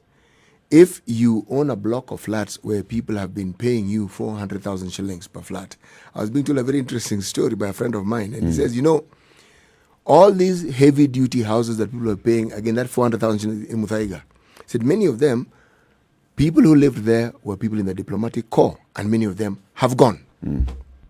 He says, he was telling me, he says he has friends who discovered that rent has gone down. Because 2-3 months go by, you realize, it's 400,000. 2 months, that's 800,000. That's 800. Yes. 3 months, 1.2 million. 1.2 million. Realize, no. So they're saying, from the story I was being told, some are going for 200,000, 250. Some are even going to 150. Because that house was long paid for. 60% reduction in rent. Yes. Let it have an income. Let it have somebody at least living let in some it. money come in. Yeah. Now, how the story came up, he told me how some friend of his was moving from Westlands, where the landlord had refused to move and said, why am I struggling with this person? And I can move to a bigger, a more spacious, more prestigious For place less for less rent than this money. thing. Why shouldn't I? Now, again, that's thinking. So, if you're a business owner, there's a reality check for you as well. You can't expect to get the same thing and get this. In the times we live in, that, my friend, will be living in an unreal world. Yes. Ian, you can come in at any point in this conversation. We keep talking about employers and how employers behave, right? Employers are very quick to make those decisions, looking at the bottom line, looking at the cost of business, and they're saying, all right, so where am I going to cut? First is let's reduce this. You're giving tea to your employees, remove tea. Next, you tell them, all right, now take a pay cut. Next, okay, half of you are going home. These decisions are made immediately. Why is it so hard for the employee to make such quick adjustments? I think an employee, because you have so many attachments. Business, it's an organization. An organization has no feeling. It's about the bottom line. Yeah. A group will not have feelings about it, just looking at the bottom line. What exactly is happening? What's not working? How can you change it? And you exist to make money and make profit as you create value. But on the other end, an employee, you look at it in terms of, it's about emotional attachment. And I think as human beings, and we always want to be attached to this particular social status because they work here. So it's hard for me to adjust. But a company will be quick to adjust. Because whatever perception you have of this particular company, they will eventually bounce back out of the actions that they do. But the human being, for us, it's a very different mindset. I think also as you'd alluding to earlier on about the situation that you're in and the importance of people analyzing the resources they have in value. And you've talked about what are the rentals, what exactly is happening to the high-end rentals and the situation that's there. I think another important thing will be, especially for employees, and unfortunately, if you've lost your job, I think the first thing is just, as I've talked about, just analyzing what resources do I have. And the quickest thing for any organization, for them, is about just looking, I want to not lose my value, I want to maintain my value during this period of time, this turmoil, and after that now grow it. But I think the challenge is with we individuals or human beings is that we want to maintain the same status, not looking at the resources, not looking at the value. You may want to have a hold of something that I don't need, that can create for me immediate, that can create for me immediate value, but because of the sentimental attachments, you're not quickly able to move. And I think one of the biggest, challenges is just the analytics, as you were talking about earlier. We're not quick to analyze where exactly am I, and also quick to analyze ourselves. Because in terms of moving forward, as you're talking on earlier on, it's just about this is where I am, this is where exactly I need to do. But in moving from point A to B, I was just used for I'm used to my salary, I'm used to this, my income, and I've already set my life. But once it's cut, what do I need to do next? I think the first thing is always just also trying to look at what skills do I have, because sometimes you get to the comfort zone. I was used to this life, I was used to doing this, my weekends are this and this. I was not able to explore some of the new skills that I have. I was not able to explore maybe some of the talents that I've been holding for quite a while. And when this period comes, it becomes also hard for us to actually just to bring them up. And maybe I can just give a story of a very interesting story about just a friend of mine that we were actually working on the other day. Yes, he lost her job, and he had to quickly now move out to another place. But one of the interesting things he realized was that she's always had this passion for baking. She had invested in all this baking equipment, but she was hardly ever using it. But because she's always loved doing it and the skill that she already has, she already set up her baking business, and she got her first big deal last week. So it's monetizing your passion as well. Just monetizing your passion and just having no shame in it. Because initially you're used to sitting up in the boardroom and giving out presentations, but then now you have to go out and pitch. And I think one of the biggest skills is that regardless, whoever gets into this situation, the biggest skills about the sell, how do you know how to sell? Who can you convince? Our discussion so far revolves around people who fall into the category of the middle class. The vast majority of the citizenry live from hand to mouth. No, it's true. And they are in the same situation. Now, when this situation strikes, many of them, the immediate solution is, how do I get my family back to the rural areas? Cut costs. Immediately. And it's very easy for them to make that decision. They're used to living like that. We spoke to, our friend from Kibra who calls us, and he was telling us the example. You guys are the ones who are going to get affected. You middle class people, you salaried people. Us guys who live on hand to mouth, we know on a daily basis, I know I can expect this and the other. So I'll make a quick decision. I'll adjust I'll adjust to, I'm not able to afford 3 meals today. All right, I'll have one. What is it I'm going to have? And because I've done it before, Yeah, it's because not I've going done to it be before. difficult for me. I'm going to be able to move from this house to move to another one. So this one had water, had electricity, one bulb. I'm going to move to another one that doesn't have electricity, and it reduces the cost. It's quick for that decision to be made. Harder for this, and many people have called it a fallacious middle class. I am one of those think people. the mindset is very different. Yeah, So what the then does mindset it also- take then, Ian, for the mind to change? Because look at this one individual who says, okay, hold on, there's been a shift in what I'm being able to earn because of certain factors. They make a decision immediately. Children, wife, shags, right? Do I need to adjust and stop drinking milk in the morning? Change. I'll eat 1 meal a day. Change. It's an immediate reaction because they can see that there's no end in sight at the moment. If something should change, all right, then we can make a decision. But then why is it so difficult, or what needs to happen for that change to take place in the minds of those who unfortunately feel as if you always have, this buffer? The mind's connection to the end result. Yeah, I think we are in a bubble. Our mind are not able to move quickly to the end result. This is the reality that I'm facing. I think that's the biggest challenge. Our mind ability to connect to the end result, because our mind is just used to the social core. We are used to this bubble. For what's it called? That person probably in Cuba. Yeah. Him already, he knows. If I don't do this, anajua tu nitafungiwa nyumba, my life is just going to be a ruin immediately. Your mind has already connected to the end result.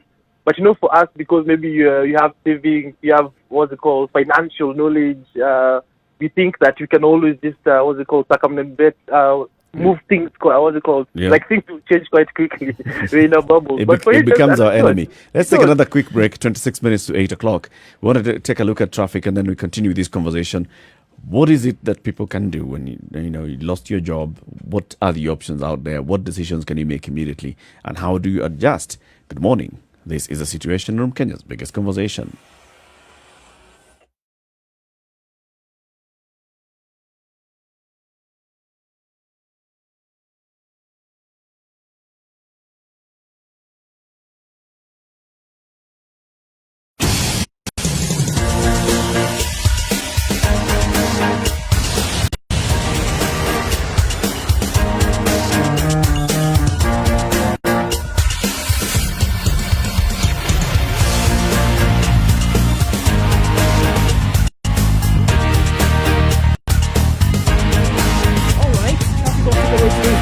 Getting into the CBD. It's not too terrible though. You just need a little dab of patience for this one. We have an accident right outside here on Mombasa Road, unfortunately, today that involved a pedestrian and some other, actually 2 vehicles today. That's a few minutes ago. So as you approach, that's inbound to the CBD on Mombasa Road. There's an accident there and waiting actually for that to be sorted out. So please approach with caution. It's going to affect traffic just a little bit, and hopefully that will be cleared way soon. Wayaki Way this morning. No. The problem is not vehicular traffic. The problem is that the state of the road is actually quite terrible. Uneven road surfaces and potholes all over the place, and so this is making vehicles move a lot slower, and that then brings about the traffic problems here. We have we have some slow movement on Naivasha Road from Dagoretti Corner to Uthiru. This is being held up by police blocks for some reason.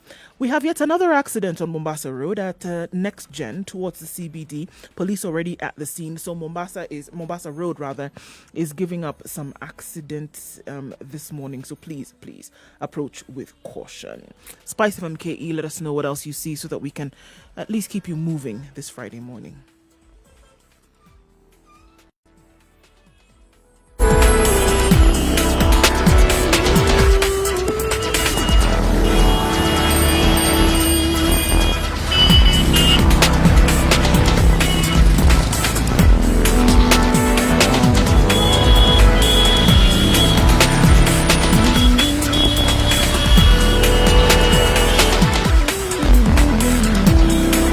Conversation continues, and we want you to join in the conversation. 0719-012-600. Also, you can do so on our social media platforms.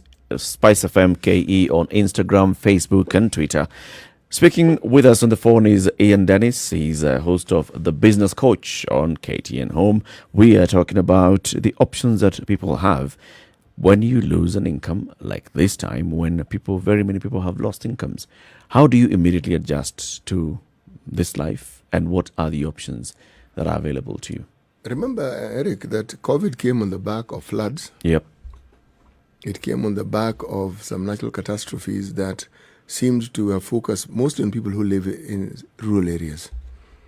And these problems didn't suddenly go away simply because COVID had come along. COVID just joined them. So there's the rural population and the issues that they face. Remember, there are parts of this country where the rural folk, if they're agricultural, supported the livelihoods of people in towns, but also vice versa. The earnings that people have in town were also very instrumental in supporting people in the rural areas. So now, this interesting cycle has been disrupted by COVID. So if you're talking about problems, they are not difficult, they're just of a completely new nature. I was having a conversation with a friend of mine yesterday regarding how they're managing COVID in his neck of the woods in the western part of the country. And he told me, in the big town like Kisumu, you can see their attempts. And I asked him outside, said, attempts. Said, it's just life as normal, as usual. Sure. I said, so what about the face mask? Says, most people will tell you he has a face mask, but they've kept it. Said, for what? Said, well, they go maybe for a funeral or for a function. But for everyday use? No. So, no, people borrow. I said, honey, all right, okay. They borrow. Can you lend me that thing of yours so that I can go to the market and come back and give it back to you? You see, there is a whole new thinking. COVID isn't focused on the urban areas. COVID is everywhere in the country. And some of the questions that were being raised in town and that were perennial regarding the visibility of the suffering, which was actually perhaps best represented by death. Have you seen anybody dying? It's a question that people keep asking in the rural areas. Have you seen? Do you know? But if you ask me, that question is actually a defense mechanism, if you ask me. Because what protection would you have if just the ethical living on a day-to-day is a problem? It's a problem. And then you bring this problem called a disease, which probably requires some money. You'd rather just don't think about it. You push it aside. Ian, do you think this is going to breed a new kind of entrepreneur in this country or even around the world? I think it's just, okay, personally, it's going to, what I think is that the outlay of entrepreneurship is going to change in the sense that it will be more about value. Because the challenge of that, the situation is bringing is that there'll be a lot of unemployment and a lot of people go into business. So meaning there'll be a lot of people offering different values into value propositions and offering different products and services into the market. So meaning that there'll be a surge, especially in some services. And I think that what exactly will stand out of all this period is the value that comes out of it, because you'll be much more aware of how we spend out of this period, in the sense that having gone through this, I know every experience, that especially as a human being, anything that you go through has a ripple effect. If I go through this experience whereby there's a point I had no money and I had to live, out of the tools that I have, I'll become much more aware of the value that I spend. So the only thing that I think, especially going forward and after this period, if you go through it, the spending is we're going to be much more value centered. We're going to be, and especially as consumers, because you're more of a consuming nation, I think you're going to be much more aware. So it's going to call more from the persons in business and entrepreneurship to create much more value, because everything after this is going to be attached to value. So even employment itself, it's going to be all about value. What exactly are you offering? It's no longer be that I hold this particular degree or I have this number of experiences. I think it's going to be at the end of the day, what value are you going to bring on the board? You know, Ian has actually made a very valid point, because a lot of our thinking around education centered on some paid employment that was waiting for you at the end of your education. Now, the upheaval that COVID has clearly caused, it has disrupted that way of thinking completely. Because people have seen those who are employed losing jobs. and what became of losing the jobs. So if we're waiting for a change in that thinking, COVID has brought it. And hard, very, very hard, because it hasn't spared anybody. If you have a job, your pay has been cut significantly. Yeah. If you are unfortunate, then you have no job, which means you have no income. So now, again, that ability that you have, whatever it is, you now have to think about how you want to rejig it Yeah. completely. Yeah, you've got to review everything. Are we seeing the emergence of all these things that you're saying, Ian? Are we already Yes, there? Yes, one is seeing it. Oh, yeah, okay. Ian, please continue, yes. Yeah, let me look at it maybe for employment. So, right now there's a lot of businesses telling people like you have to give your 50% pay cut because you have to, this is a situation that you're in. Yep. And probably, of course, as a human being, you may want to counter back. And I think we've seen that several times. But I think the question that comes in from the employer is that, okay, I'm facing this situation, which also has a ripple effect on you. But how exactly, what's the value you're going to bring on board to enable me counter back or fight back the situation? And I think something that's going to be, it's a question that especially as Kenyans are starting already to start asking ourselves. Yeah. Let's say for you, whatever you're doing, what value? Everything's going to now be, intertwined. If I'm in business, there's a lot of people, let's say when I go to the bypass, everybody's going to tell you nyanya, everybody's going to tell you this and this and this. But now the question comes in, because you just can't fight on price alone. Yeah. Everything you can't fight on price alone, because when you fight on price alone, we're going to lose out. Yeah. But now everything now is going to make us think outside the box. In Yeah. anything that I'm doing or any pursuit that I'm making, what is the value addition to it? And I think what it's going to do is that it's going to make us much more innovative and now start thinking outside the box. Because, as a Kenya or rather as a country, we're in that, you always have that mindset. If this person sets up this shop here and it does well, I'm going to set up one next to it. Yeah, sure. So which is now- why I'm asking, but now are we seeing that? Are we seeing a competition moving from price to value? The people that you're talking about, that you're seeing selling vegetables and fruits by the roadside from the boots of their cars. Yeah. What, No, you're already seeing that. What's the difference between that and those who are selling in the market? So the difference now comes in, I'd like giving practical examples.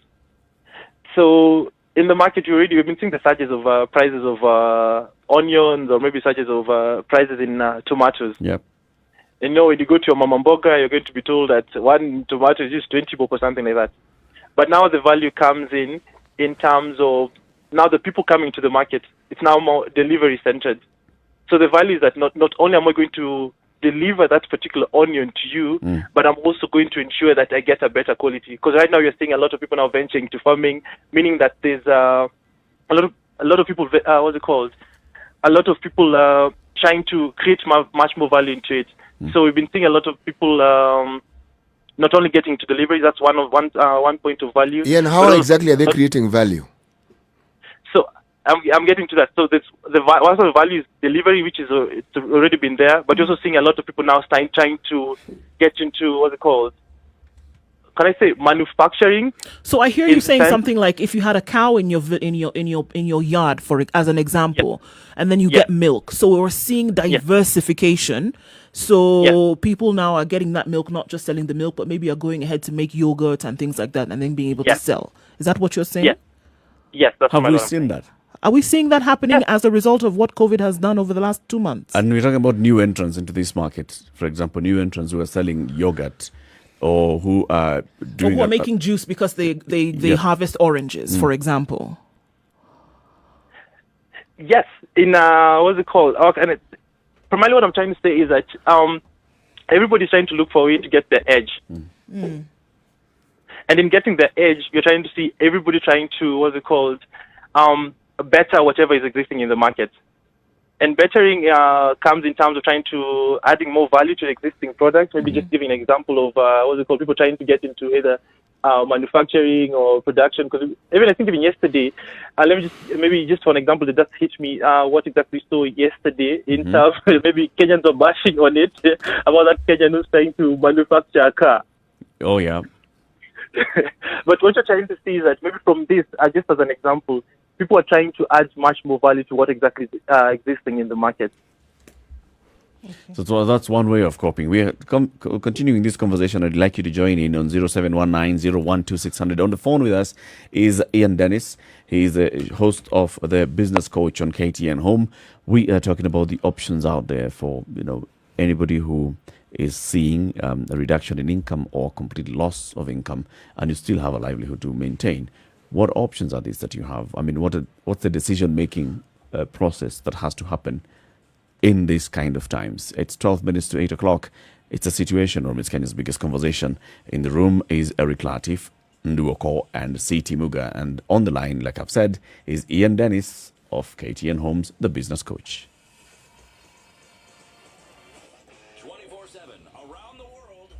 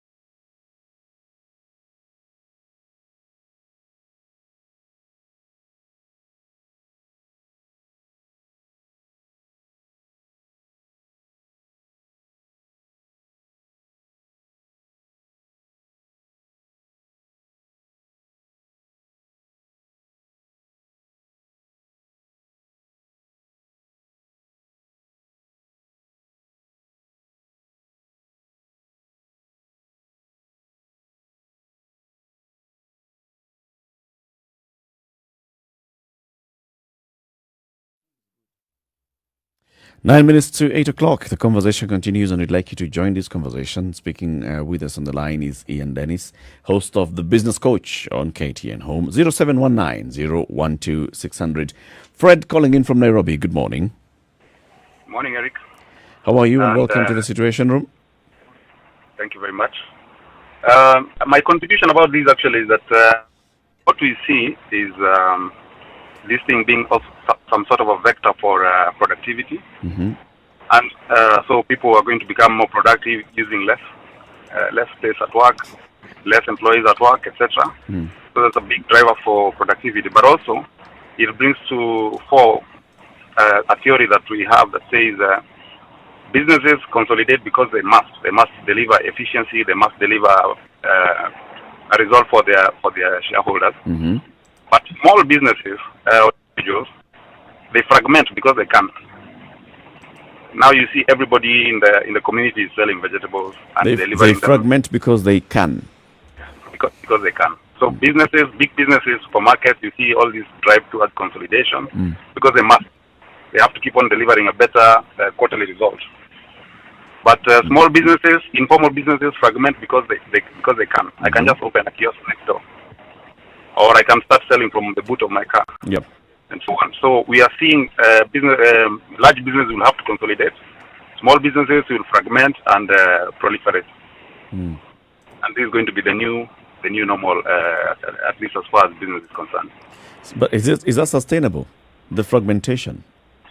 Yes, it is very, very sustainable because the efficiency scale is going down. Now, everybody can source parts from wherever, they can source vegetables from wherever and sell. Before, you had to maybe have a linkage with a farmer, or you had to have your own farm, etc. But now you just go and pick the vegetables from the person at the bypass and come and sell them to the people in your court. So you can actually fragment. You will keep fragmenting because it's becoming cheaper and more efficient to do business than before. Okay.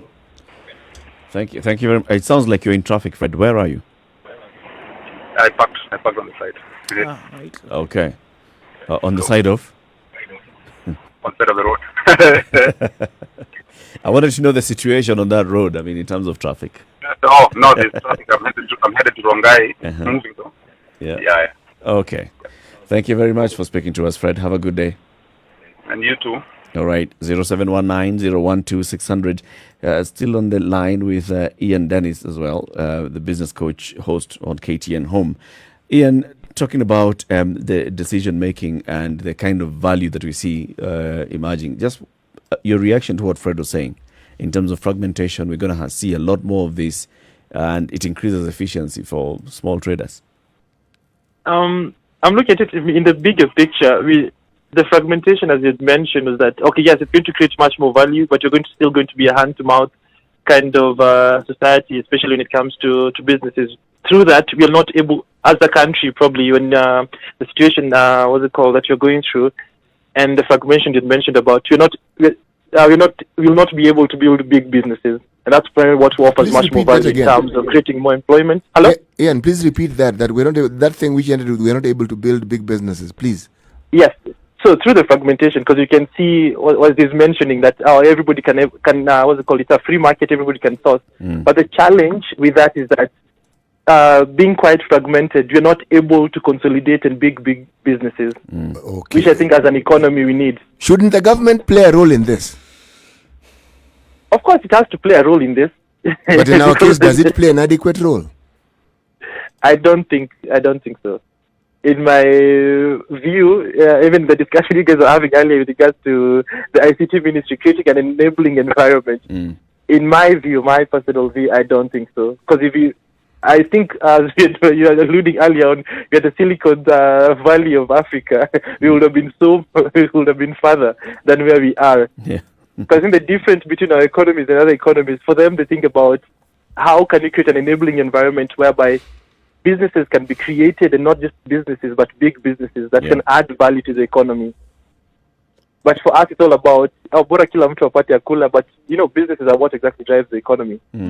Interesting what you were saying earlier as well, in terms of when we continue this fragmentation, we're still going to be a hand-to-mouth society. Yeah. And Nduh, you had even alluded to this. Very many people who are getting into this business, they're thinking about it now for survival. Absolutely. It's getting to something that can earn you a plate of food today. How does it develop then to become like your mainstay business? Because I lost my job. I was an accountant, and now here I am selling fruits. Or as a teacher, we've seen these stories covered in the papers. I'm a teacher, and here I am now working in a salon. I think the only way that happens is when it graduates from solution to value. When you get to the point where it's at value is when now you begin to see now elements of diversification taking place, whereby somebody then will be able to say, okay, initially something was a solution for me, then I was able to feed my family for a week, 2 weeks, whatever. But then I realized, all right, I've made some money from it. Then now I can begin to diversify because I see that it's creating value for many people and still putting an extra coin in my pocket. I think it's only at that point that you see that people will actually be able to go further. Now, we've always talked about the solutions resting in creation and innovation. I think that's where the government comes in, to create an enabling environment so that when you've graduated then from solution to value, somebody then is able to help you with an environment that allows the innovation and creation to take place. I think that's where the government steps in to say that, all right, now that I've gone beyond the coin for the week, then if I need to register a business to get this done, if I need to use some kind of machinery, is it easy for me to import? Yeah. Are the taxes low and things like that? And I think that's where you begin to see those moves. Oh, well, in our case, the government is kicking out the people from selling from the roadside. Yes, well, there you go, in terms of enabling environment. By the way, That simple idea that you have, first of all, is just... Yes. but they just evolved. Remember, every evening you would hear of cases of them chasing mamambogas in the middle of Nairobi. Yeah. And throwing their stuff away and doing all sorts of really genuinely crazy stuff. Yeah. Yes. Coming to the end of this conversation, Ian Dennis, thank you very much for speaking to us. Ian is the host of The Business Coach on KTN Home. Continue enjoying working from home, Ian. Thank you. Thank you so much for having me. Asante sana. But before you go, just listen to today's proverb from CT Muga, and he'll tell you where it's from and what it means. It's an African saying, really simple and straightforward. This one doesn't require too much thinking. If you climb up a tree, you must climb down the same tree.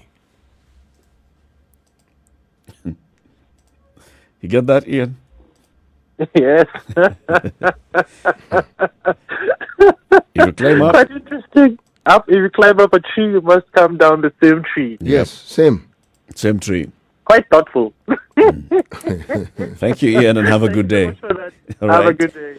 It's a Situation Room, Kenya's biggest conversation. Conversation continues in the next hour. We start talking about tourism and domestic tourism. We'll be speaking to one of the players in the local industry and asking what the local players are doing to support and promote Kenyans to go and visit their own country. Good morning. It's now coming up to 8 o'clock. This is Kenya's biggest conversation. Remember, for the people in Kisumu 102.5, our engineers are working on that frequency. In the meantime, you can watch us on our digital platforms. Good morning.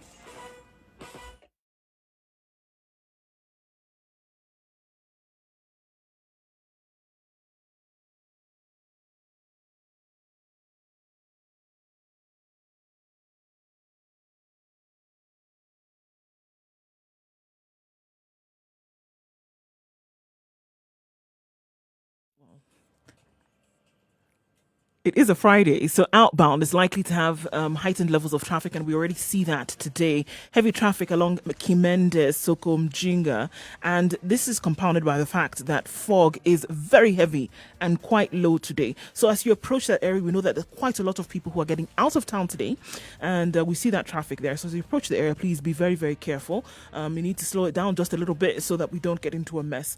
All roads clear outbound on Thika Road, however, and it's not looking too terrible. Inbound is another story. It's very slow coming into the CBD, but it's moving. So even with it's not a bumper to bumper situation as yet. We've had 2 accidents on Mombasa Road this morning. Please, we're beckoning. Take it a little bit easy so that we don't have more.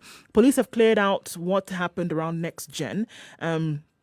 And we'll see that they sort out what happened right around Airtel as we carry on. All right, apart from that, it doesn't look too bad, guys.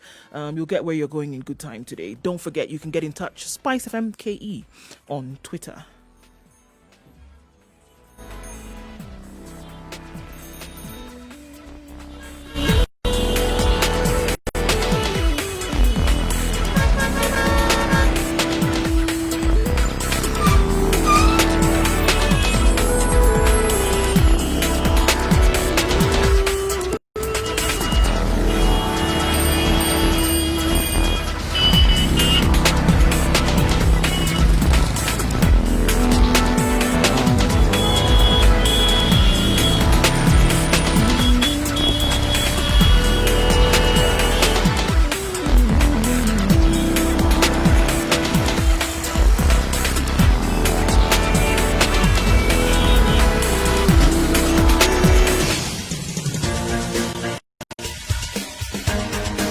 This is The Situation Room, the home of hard-hitting political commentary and penetrating insights about the state of the nation. This is a talk radio experience like no other. The Situation Room, a place for 2 minutes hard after truths, 8. debates, Kenya's and biggest elevated conversations. We are on 94.4 Nairobi, Mombasa 87.9, Nakuru 96.0, Eldoret 96.7, Njeri 90.9, Malindi 97.7. And also we live stream the show on www.spicefm.co.ke. We also live stream the show on our social media platforms, Spice FM KE, Facebook, YouTube, Twitter.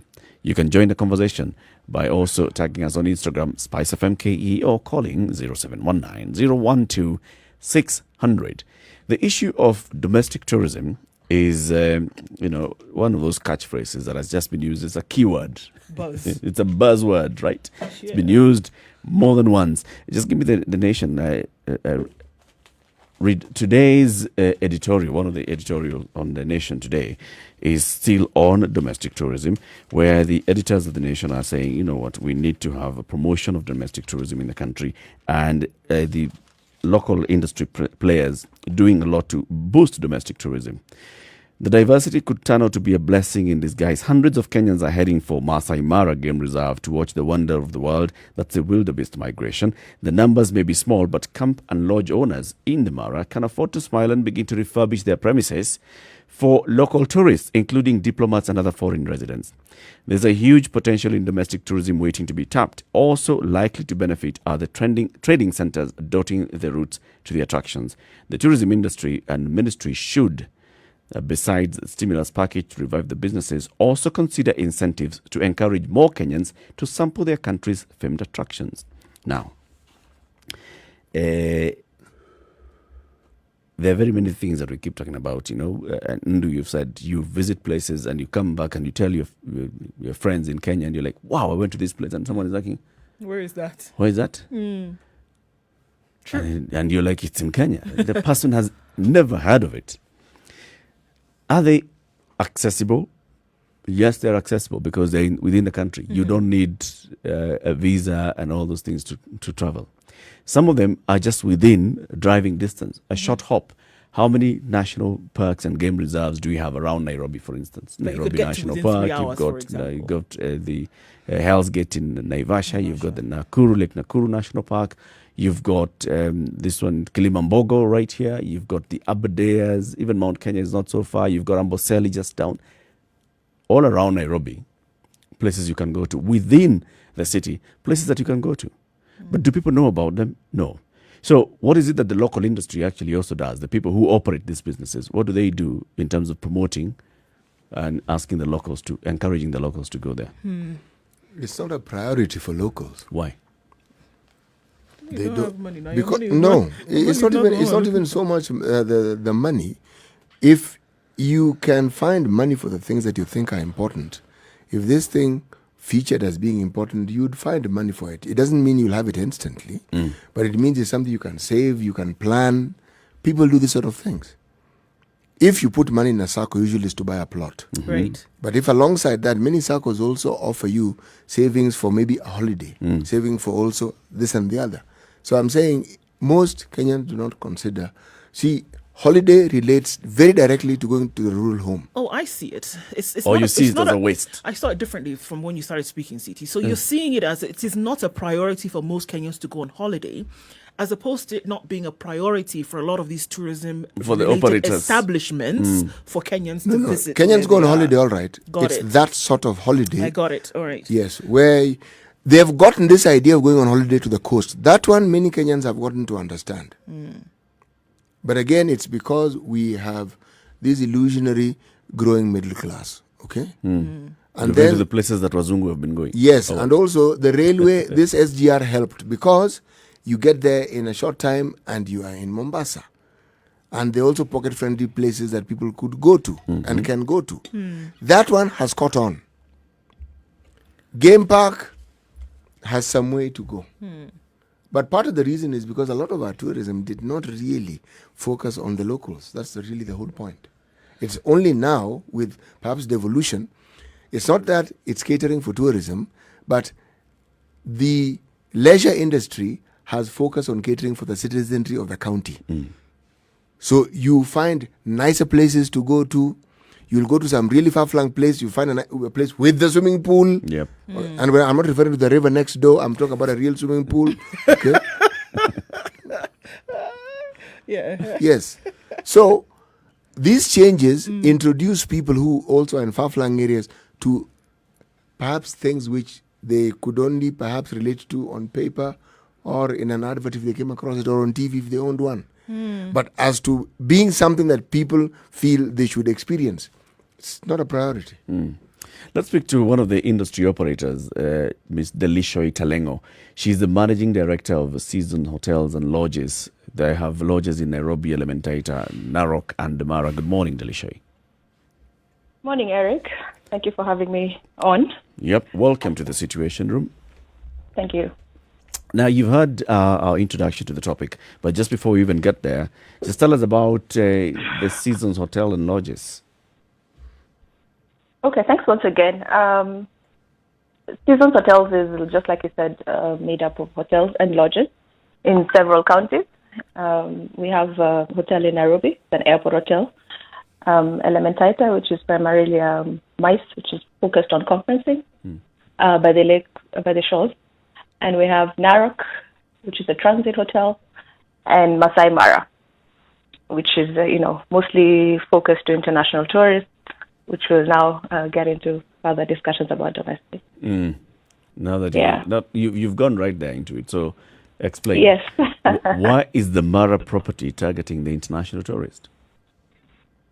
Well, just like it has been discussed in the introduction, unfortunately, over the past years, focus has rightfully been towards international market, and mainly during the high season, which is between June to September, which was when most hotels in the Mara make their revenues.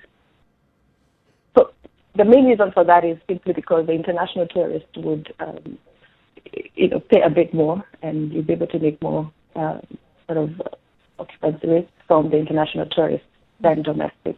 It hasn't rightly been so because every Kenyan should enjoy what the country has to offer. But that's the situation, and that's why people haven't been going to parks, because hotels and even the government and the bodies of support do not focus on the domestic traveler. Well, but that has changed, not necessarily. Since we're there, how can that change? Because it's something very interesting that you said, is that they would stay for longer, and and from what has been seen, they would spend more over a longer period of time. Could it be considered that Kenyans who are here in more numbers, even if they were spending less per capita, per unit, but you had more people frequenting these areas in terms of volume, wouldn't it surpass those numbers that would be seen from the international community? Well, not necessarily surpass, but focus and interest has moved to the domestic market, not necessarily just because of what's happening currently. Even before. I'm not even focusing on COVID. Before. I'm talking about before. Yeah. Even before. You've seen numbers and a lot of focus on domestic tourists. You've seen a lot of the structure in terms of pricing, because you cannot overly rely only on the international traveler. So there has been some work around it, a bit of focus around having several packages that are targeted to the domestic traveler, aligning promotions to when schools close and things like that, so that families can go out together. But I guess, and I feel there's definitely more that we can do, and just take people through the journey and the experience of what is out there, which I think the local community does not have a sense of. If I may ask, can we talk numbers? What percentage of this market has the local traveler or tourists occupied, and what has the international traveler? What percentage have they occupied over time? The international traveler occupies about 70% of the tourism numbers. It's only a small portion, about 30, that is catered to the domestic market, and those are the numbers that have been there in the past. Okay, and what percentage of our marketing has focused on the international traveler, and what percentage of our marketing has focused on the local traveler or tourist? Barely enough. I think 80% of our marketing, talk about Magical Kenya, KFC, mainly focus on the international traveler. So 80% of it, we have a lot of, events we go to out of the country as a country to basically promote Kenya. We've been, apart from the few exhibitions we have, like the Sarin Expo and the things like that, which is actually initiatives from the hotels to come and promote their own facilities. Nothing more is very, suited and direct to the debt. So would it be fair to say that this industry places next to zero value on the locals? Definitely not. I mean, you'll find in other countries who have a larger share of their travelers from the domestic market. Now I'm talking about ours here, this Kenya yetu tukufu. That's something that's very important, and it has been something that has been allowed. But the figures don't indicate any importance whatsoever. They don't indicate any importance because the support has not been there to bring in the numbers in the past. It does not mean that someone does not have the capacity to actually travel, maybe once, twice a year, or even more. But if the focus is not there, and the media and the government isn't putting an emphasis on it, then it becomes, just like you said, the lowest of your priorities. Yet if it was budgeted well and it's in your face and this is what I can afford probably, you'll be able to put it in place and see when you can actually take this safari or travel with your family. So it is quite important to just refill the people in terms of putting out the information and just the attractions within our country. So if I were to say that the problems that this industry has faced in the past has been a creation of their own, something of their own making, would I be right in saying so?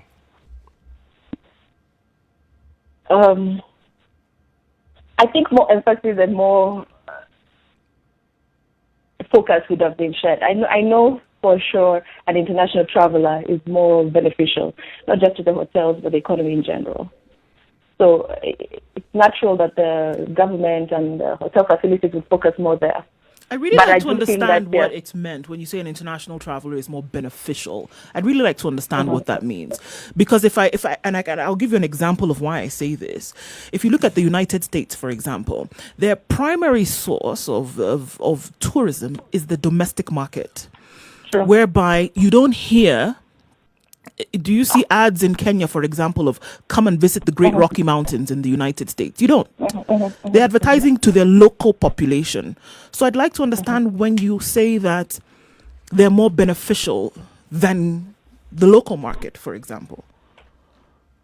I guess that's rooted from way back. You can't compare this economy, obviously, with the U.S. Of course, but from the minute they began and they saw what was available in the country, the people that they focused this to was their local population, not anybody from outside. Yeah. Which I rightly agree. It has been a big error on our end. I don't know if it's right before from when we were colonized or whatever it is, but it may be something that's rooted from way back in terms of our mentality of who is actually more important. And but also you're looking at the market value. I mean, if you have a 300 million population, you'll obviously find it easy to target that 300 million population as opposed to a population of 36 million. Yeah, and the middle class growing into 40 million. Is there any country that begins with a population of 300 million? It grows over time. Of course, over time. So if you start with the population you have and you grow it surely, then even whatever value you're talking about will increase as the population increases. But you also have to understand the capacity to actually spend on leisure is much less here. The middle class, quote unquote, is quite a very small percentage. So someone who will step out and actually say, "Let me take my family to Mombasa," is a very small percentage of our population. Many people are not able to afford that. So as a destination, Kenya generally, we may want to focus inwardly as much as possible, but we rely a lot on that international currency housing. For one, a leisure client generally from within is very price sensitive. So we have to bend over backwards to put a package together that is actually reasonable, to any person. Yet that particular room and that particular package can still be sold to an international traveler. So, double, triple the price. So it's just the economies of what makes more sense. It's a catch-22, so to say, but that's the reality of it. Delisha, I want us to take a short break. Delisha Italengo is the MD of Seasons Hotel and Lodges. They have properties in Nairobi, Elementaita, Narok, and Namara. We are talking domestic tourism. That's what we want to focus on today. Take a quick break, take a look at the weather, and then we come back. And this conversation continues. Just keep it right here. This is The Situation Room. It's Kenya's biggest conversation.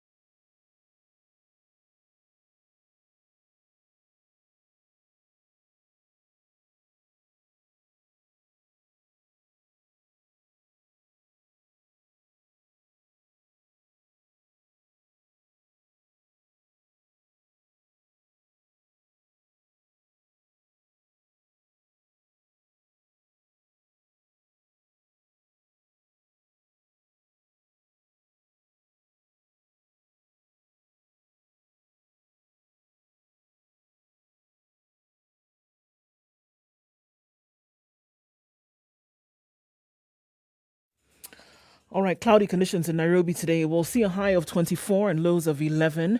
And looking into Njeri, 13 degrees, cloudy conditions with thunderstorms forecasted for the afternoon with highs of 21 and lows of 12. Nakuru at 14 degrees is partly cloudy. Thunderstorms also forecasted for highs of 22 and lows of 12. In Eldoret today, it's cloudy at 13 degrees.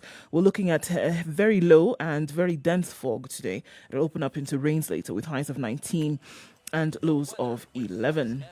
Looking into Kisumu this morning, partly cloudy at 20. We'll see highs of 26 and lows of 18. In Kakamega, it's partly cloudy at 17 degrees. Rain showers expected for later with highs of 23 and lows of 14. In Malindi, it's 25 degrees and very sunny right now. That's going to change later, though, to cloudy conditions with highs of 24. Taking a look then into Mombasa, where it's clear skies at 24 degrees. Sunny conditions all through today with highs of 28 and lows of 23. In Kampala, it's mostly cloudy at 19. We'll see thunderstorms later with highs of 24 and lows of 17. And in Dar es Salaam, sunny conditions as well with highs of 30 and lows of 21. Let's take a look at Joburg, where it was quite cold this morning. Still is the case, warming up ever so slightly. 4 degrees, highs of 17 and lows of 3 today. And finally, for now, in Lagos, there's a light drizzle at 25 degrees, likely to continue for most parts of today with highs of 28 and lows of 23.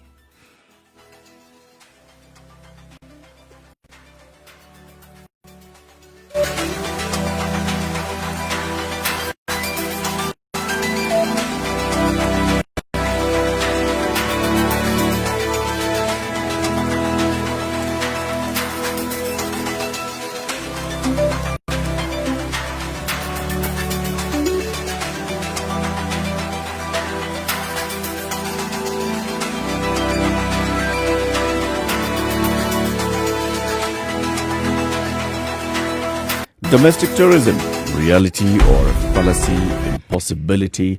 What is the situation? We are speaking with the MD of Seasons Hotel and Lodges, Delisho Italengo, and we are discussing this particular issue this morning. You wanted to raise something, CT, before we went to the break. Yes, I was saying that from what I am hearing our guests say, there's been an overdependence on what we call the foreign tourist, and yet you have a local market that even the group she represents seem to have recognized. Like when you talk about having a place, say, in Lake Elementaita, which focuses on conferencing, I am assuming that the majority of these people are locals. Yes, so it's right before you. I'm looking at places which aren't in what you may call your regular tourist circuit, like, say, Chakaranch, all right? Locals. And there are others, businesses that seem to just focus on locals. Yep. If you look at some of the nice established hotels that are coming up within the counties, they're not looking for external tourists. It's, again, locals and these meetings and conferencing, meaning there's a market that is there. So if someone says that there is a lot more money to be made from the foreigners and they're much fewer than the population in this country, and yet you have similar establishments in the country making money from locals, then I have to ask, this dependence on the foreign tourist and the meaningfulness of the partnership we have with them, has it not outlived its purpose? Now, one thing that you got wrong there, I did not mention about over-dependence. See, all facilities across the country, different hotels have different target markets.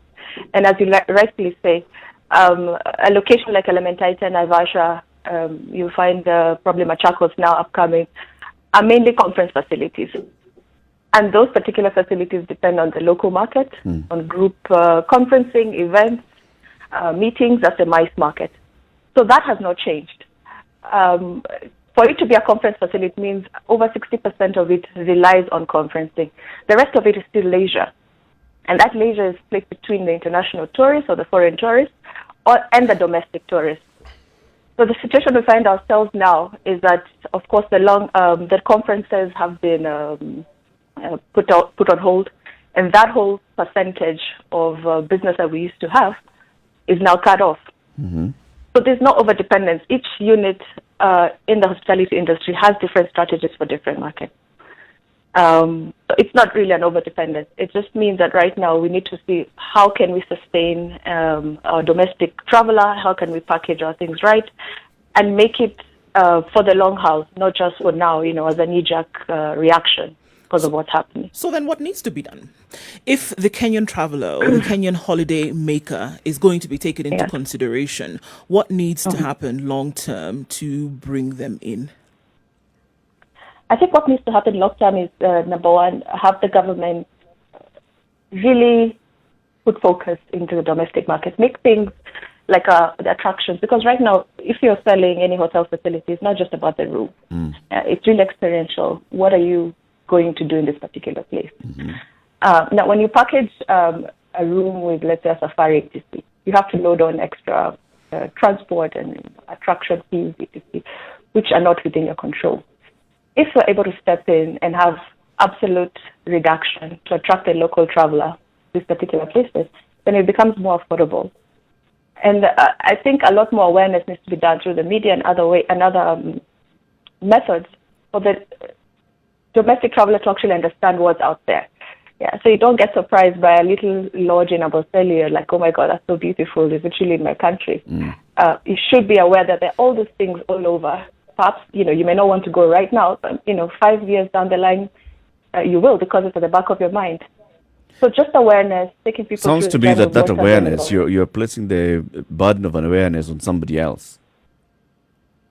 Well, I think we shouldn't only focus our main budget, our tourism budget of marketing internationally, because that's what so this is KTB that you're talking about, the Kenya Tourism Board, that is responsible for promoting Kenya as a tourism destination. For promoting, yeah.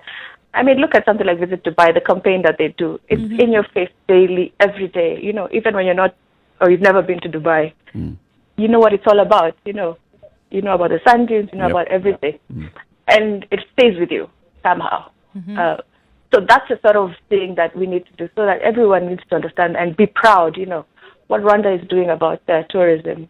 It's all about the pride of knowing, this is what I have in my country, and I can take advantage of this when I'm able to, down the line. And that's the way we can support. And is this the responsibility? Is this the responsibilities purely of government? Not necessarily. All players come into it, but in terms of reach out, and it has to be to the whole community. It has to be headed by the government. It has to be spearhead, and there's a budget that has to go into that, and it sticks to that, so that then everyone else falls into tow, because that's the strategy that's being rolled out, and hotels, travel agents, etc. Everyone will then sort of feel the support and play their part. One would it's assume not only for the government. That being the key stakeholder that works with KTB, the local industry is also not so keen on spending a lot on domestic tourism. Because I'm thinking, if there was actually concerted effort by the local industry and coming together through your various organizations and associations and telling KTB, look, we want to see a shift in the percentage of budget that's allocated to domestic tourism, then KTB would react to the market. Right now, KTB appears to be reacting to the industry.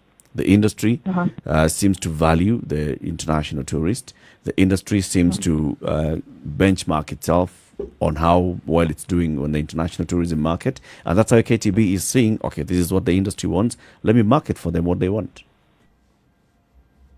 No, as a country, it's a chicken-egg situation. As a country, we have to take a stand and say, fine, what needs to be done to sort of change this? It cannot be reactionary from a body such as KTB. It has to be a situation where they take it charge and taking leadership. So you'll see, I think you've realized over the last couple of years, there has been a shift and a buzz where people do travel. Things have become a lot more affordable, but it's not necessarily a push from the top down. It was clear. There were entrants into the market who saw that, there was a gap, and that there were Kenyans who were willing to take holidays, and they decided to do the due diligence and do the extra work to make sure then that establishments such as yourselves would offer a rate that would then be more affordable. So it was someone who saw a gap and decided to go with it, and it has, essentially taken people by storm. But where I'm coming from is that, must it be that we wait for that gap? Isn't it something that can be progressive as we go along, to say that, it is actually possible for Kenyans to visit Kenyan establishments in country and also contribute to the profile of the tourism industry? True. I mean, you can imagine, probably, as you say, there's a gap. But hotels and facilities have always had a particular rate for domestic. If you look at any rate card, you always have a rate that is there for the local market, and you have a rate that's there for the foreign customer. So in terms of pricing facilities, all hotels have a differentiator. Now, if we have certain players coming in and focusing on the domestic market, it's amazing and it's great. But you can imagine how much tenfold that would be if it was a push from above. I don't know. It's not just specific. The push from above, I believe, should be there. But as the business owners, surely the lion's share of this push locally doesn't necessarily have to come from the government. I've admired, for instance, the programs that your industry has with schools, for instance, where children, because of the school and the way it's arranged over a period of time, children are able to visit some of these facilities. Now, as I was thinking about school children, my mind went to the universities. Do you have programs that cater for children in the universities, because they are also large in numbers? They also have holidays? Yes. You find that across board, rates actually fragmented and positioned for very different markets. There's students' rates, there's university rates, there's short stays. Do all these groups of people, the schools know because they're children, because they're in schools, but what I'm saying, the point I was getting at is, you have packages that are useful, wonderful even, but do people actually know them? Is there awareness? Yes. There is awareness, for each individual unit. So you'll find myself or probably body under the hotel body would push for specific hotels. A particular sales director in Hotel X will push sales for their particular, unit or company. But that doesn't make waves because everyone is sort of just doing their own thing. Yeah. Yet, like we're saying, there's actually it's fragmented. packages and rates cross-board across all hotels. I can tell if you go to any particular hotel or lodge, they have rates for the domestic market. They have rates for kids. We have rates for university. It's basically tiered depending on who you are. So even within the domestic, you have different tiers. But what we are doing is probably everyone is doing their own strategies, their own marketing, and that won't get far. So if, let's say, a travel agent comes in and says, I'm focusing on the domestic market, it may look like, a big leap because then they're sort of consolidating all that out there in the market. That has been there already. Maybe to shed light on marketing by individual properties, Delishoy, is tell us, for instance, how the individual properties marketing themselves to the international market. Are they only relying on KTB and KTB's work of promoting the destination and then just tagging along and seeing and taking the fruits of that labor? No. Actually, the support we have internationally would not translate directly to sales.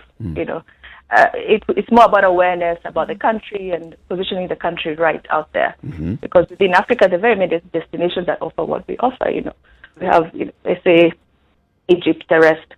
So you can't translate it directly, but if your country is more favorable and perceived better in a particular market, then you're able to get bookings. But what we do and what happens in the industry is a lot of partnership with travel agents who are positioned in these countries.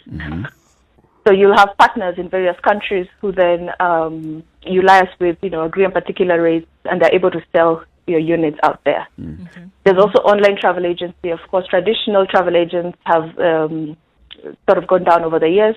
Now we have online travel agents who then are more reliable because people now want to actually go in by themselves, look at your hotel, look at ratings, which are out there, and make informed decisions by themselves rather than having a traditional travel agent sit behind a desk and tell you this and this and this is where you can go. So KTB does a lot in terms of having the awareness and things like that, but the hotels have to go in and do the work by themselves. They have to go to this particular market, decide, fine, I want to focus on the US, I want to focus on the UK, Poland, whatever it is, your strategy is. Find who you can partner with on that side. Have your, numbers right in terms of, what you're going to get from this particular marketplace, and then go for it. Have the right rate. Put your hotel position well for this, meaning if you're going to have the Indian market mostly, your F&B has to be sort of supportive of that. You have to have certain meals that are supportive of that. Probably you even have to have someone in front office who speaks the language. True. So it's all these things that you have to go in and actually pull the customer to you. It's never just a reliant on any government body. Time for another short break, Delisha. It's 25 minutes to 9. We want to take a look at traffic and then come and conclude this conversation with you. We'll ask you to please stay on the line with us for a short while longer. This is the Situation Room. It's Kenya's biggest conversation at 25 to 9. Let's take a look at traffic, what's happening on the roads. We're discussing domestic tourism. What is it that the local industry needs to do to play a bigger role in promoting domestic tourism? In the next hour, we'll be speaking with the Tourism and Wildlife CS, Najib Balala, on the same issue. Good morning.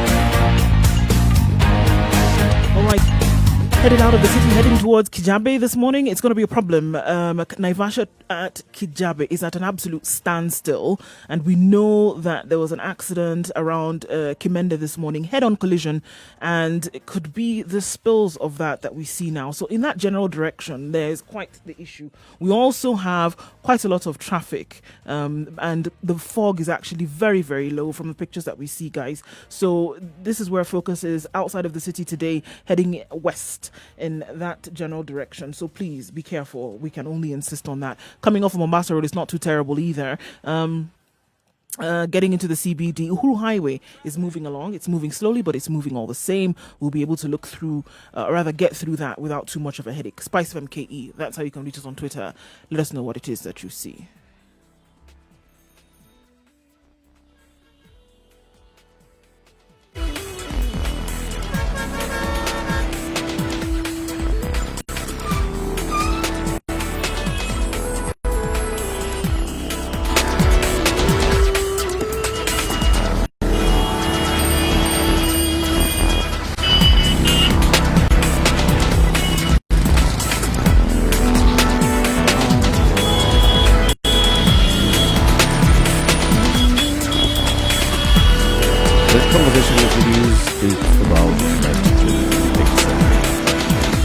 For this time, it's a peak season, especially for the Mara.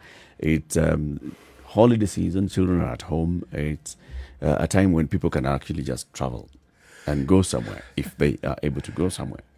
You see, when you talk about tourism and international tourism, we are competing with other nations who also want to offer foreigners to their country something that they consider would be, should we say, an experience that is equitable to the money that they spend. Say, for instance, you want to spend 70,000 shillings. That 70,000 shillings can take you to Dubai, fly you there, 1 week, bed and breakfast, plus the tours. The equivalent in Kenya might get you 3 days. SGR. Depending on the time and the season. And the facility you're going to. Precisely. Now, given the Easter season, that's when, for instance, in this country, you used to get some really interesting deals. Okay? But the point I'm making goes even further. See, we are seen as a destination for wildlife. And if you look at even our parks, they're actually not intended for drive-in, meaning it's not very easy for you to just take your little car and just sort of like drive in our parks. But places like Kruger, and I'm going to South Africa now, they have roads that you can actually drive on with greater ease. Then it's ours, it's safari. It's an adventure. It is. Now, all I'm saying is, we have a product that is actually really extremely unique, and we know this. And we have a large variety as well. My initial statement has been our focus has primarily been on foreign tourists. All these things, I don't have to leave here to travel to Mombasa. I don't have to leave Migori to travel to Homa Bay. There are tourist attractions in those places that one could actually focus on and ensure that people get a taste of what is around them before you even think of these exotic things. That's my question. These investors, there are those who've thought of it, but how focused are they? Because those who seem to be investing in this, as I was saying earlier, are making money from it. That's why they have these businesses. But are we focusing enough on this local market? As individual investors or as... I'm talking about individual investors. You see, when you start your business, you're not starting it for the sake of the government. The government has its role, yes, and you understand it, but it's for you. Remember, I've been saying that the tourism industry doesn't take the local visitor or traveler seriously enough. They don't seem to assume that this person has the sort of money that is needed or they think is needed for traveling and for utilizing their facilities. That is my thinking. Yes. Is that the right perception, Delishoi? I don't entirely agree with that. I think over the past several years, we've seen a lot of investors, especially with devolution coming in, a lot of investors investing in their counties, putting up fantastic facilities. You find Kisumu, different places. You find really good hotels that have come up. And the focus of that is really the domestic market, and particularly the MICE market. With devolution, you find a lot of more opportunities for meetings and things like that. And I think people have risen to the occasion and actually moved on to actually do. And they dedicate a lot of focus on attracting their target market. Yes, and standards as well. I'd like to speak about that because in the past, someone would just rise up and do a hotel and name it a particular star, 5-star, just because you can. Yeah.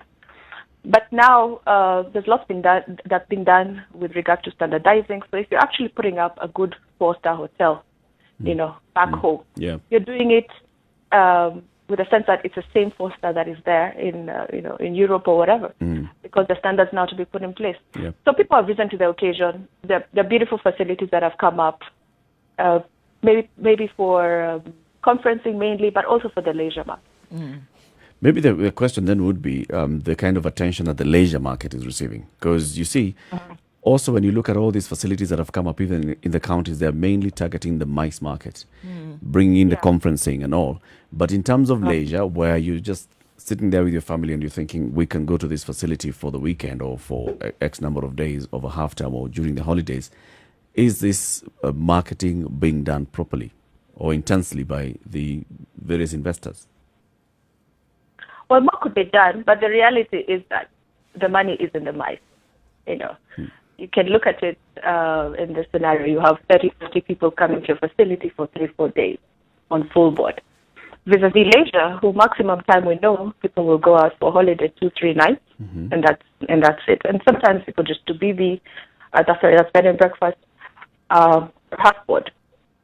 So it's a spillover because if you have a fantastic facility and you're targeted to MICE, of course the local people will still also, patronize the place if you're positioned well and you seem welcoming to them because it's also another factor where you have to promote your place to a particular target. But for me, I know for sure the MICE is a bigger chunk of what you would get within the counties and make the most of your facility. Delishoy, as we try to look at domestic tourism taking center stage, or at least getting a bigger bite as it has in the past, one of the issues that many don't want to talk about is the fact that Kenyans, even until very recently, feel left out when it comes to issues of discrimination by the very same staff who would otherwise welcome them into some of these establishments. I see it as a great hamper towards domestic tourism. Is that attitude from where you sit still rife? I think it's really the onus lies in the owners of these establishments to put the correct culture. If you leave it up to, up in the air and let your people sort of develop their own attitudes towards particular clients or, customers who come in, then that's exactly what's going to happen. So, let's say a foreign customer comes in, they stay for a couple of days, they tip the waiter, $100 or $50, and you do not have the culture to inform and educate your staff that all customers are equal, then naturally they may sort of lean towards this particular client. Yeah.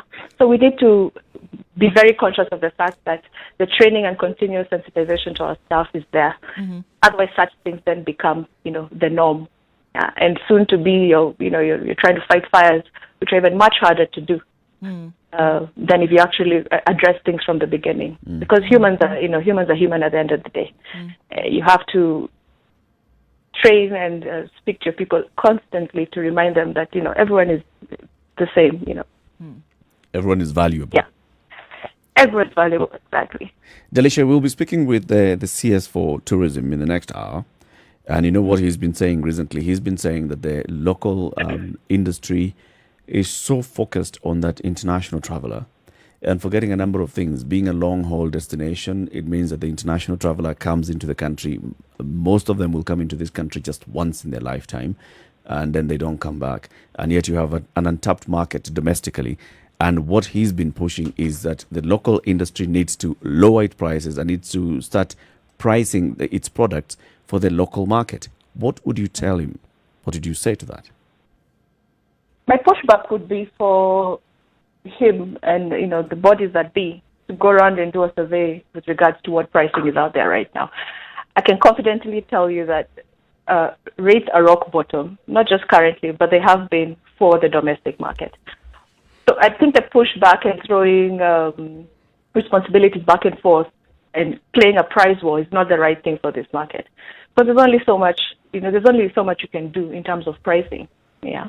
At the end of the day, then you will not be actually hitting your profitability.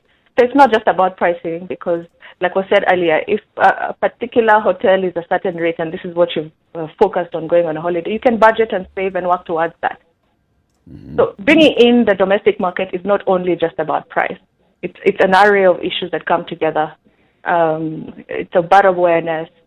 It's about also reduction of pricing to all attractions around the country. But So is the that we can desire then- is the desire there to actually do it? Because we can talk about all of these things, and we can talk about government participation or inclusion, and we can talk about. But is there a desire from the captains of industry to have domestic tourism take center stage in this country? Definitely, yeah. You cannot, like I said earlier, the foreign traveler only comes during high season, at least 80% of them. High season runs between June to around September, which is another discussion altogether, because we shouldn't only be focused on this particular month, but that has been the trend over the years. So you have all these other 6 months of the year that you don't have international travelers, at least significant amount. So you cannot over-focus on just a foreign client. And I can tell you for sure, places like the Mara, there are certain times where things are shut down completely until high season comes in. Now, the lion is still there. It's still hunting the wildebeest. It's still doing its thing, So why do we then have to focus only on this particular month? Yeah. So we do need the domestic market to be able to then level it out and have the tourism industry sort of standard all through the year to some extent. Yeah. Delisho Italengo, thank you very much for speaking to us this morning, and we wish you all the best. Thank you so much. Thank you for having Delisho me. is the MD of the Seasons Hotel and Lodges. They have lodges in Nairobi, Elementaita, the Narok, and the Mara. And, we've been discussing domestic tourism and what the local industry is doing. Just keep it right here. This conversation continues. We'd like to take your feedback now as well. 0719-012-600. That's 0719-012-600. Also posting your comments on our social media platforms, Spice FM KE on Facebook, Twitter, Instagram, as well as YouTube. It's 11 minutes to 9 o'clock. Time for a quick break.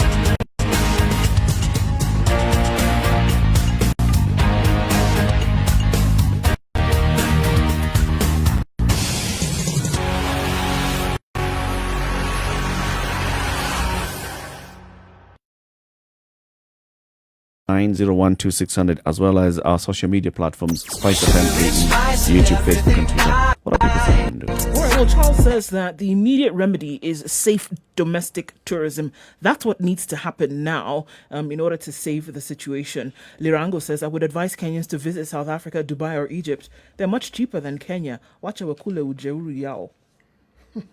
Did I say that right? Yep. Okay, good. Looking at what other people have said, we are not the target audience, unfortunately. Kenyans don't believe that they are the target audience when it comes to this.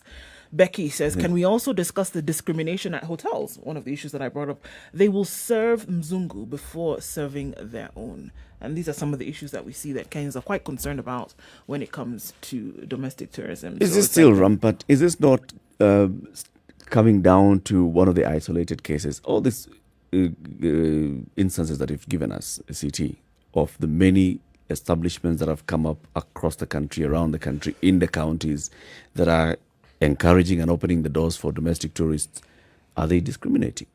Are they showing you that you're not the target market? It has lessened so considerably. But you see, when you talk about niche markets, there are markets that focus specifically on, say, package tours. Now, package tours from abroad. So they cater for that clientele. It's a target market. Yes, so that hotel will cater predominantly for that particular sort of individual. So somebody who is out of that sphere then obviously is not the target. But it's not that you won't be served. You see, where the discrimination used to come in, even after a lot of these things had dimmed, was if you were female. They want to find out who you are with. But this is a discrimination that has been in this country for not just with hotels. There was a time you couldn't get a bank loan as a woman until your husband signed the form or something of that sort. These are just things that have needed to change over time. But women tended to be a greater focus when they started allowing Africans to visit these places. Women now became the target. Who are you going to see? Why? Yes. But even that has eased significantly.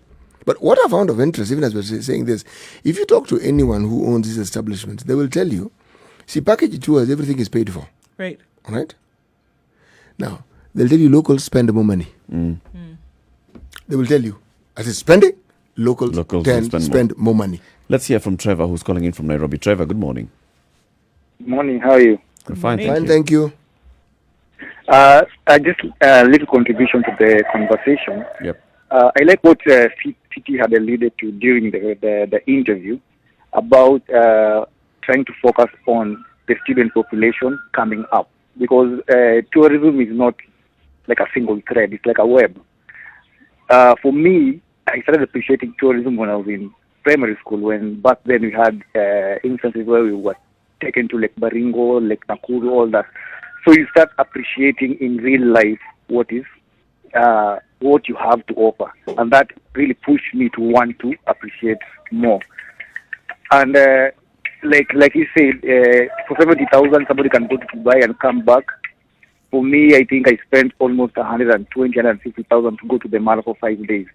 So there's that difference. Although Mara, we can say it's a bit high end, but the goodwill from the devolved government should at least help people in achieving that. For instance, if there's I've wanted to go for Lamu Cultural Festival, but I cannot really put the date in my head throughout. I only see it after it's happened on the news. You see it on the news when it's already happening. I see in the news that there was this thing happening. So if, for instance, let's say Lamu Cultural Festival is happening, let's say in November, and then all counties say, you know what, we will advertise this for you, put billboards in our county to tell people on such and such a date there's a Lamu Cultural Festival, go. Yeah, well, the Lamu County government itself launches the campaign early in advance and makes you aware that start preparing yourself for this year's festival. But still, it pushes it to the other 46 counties.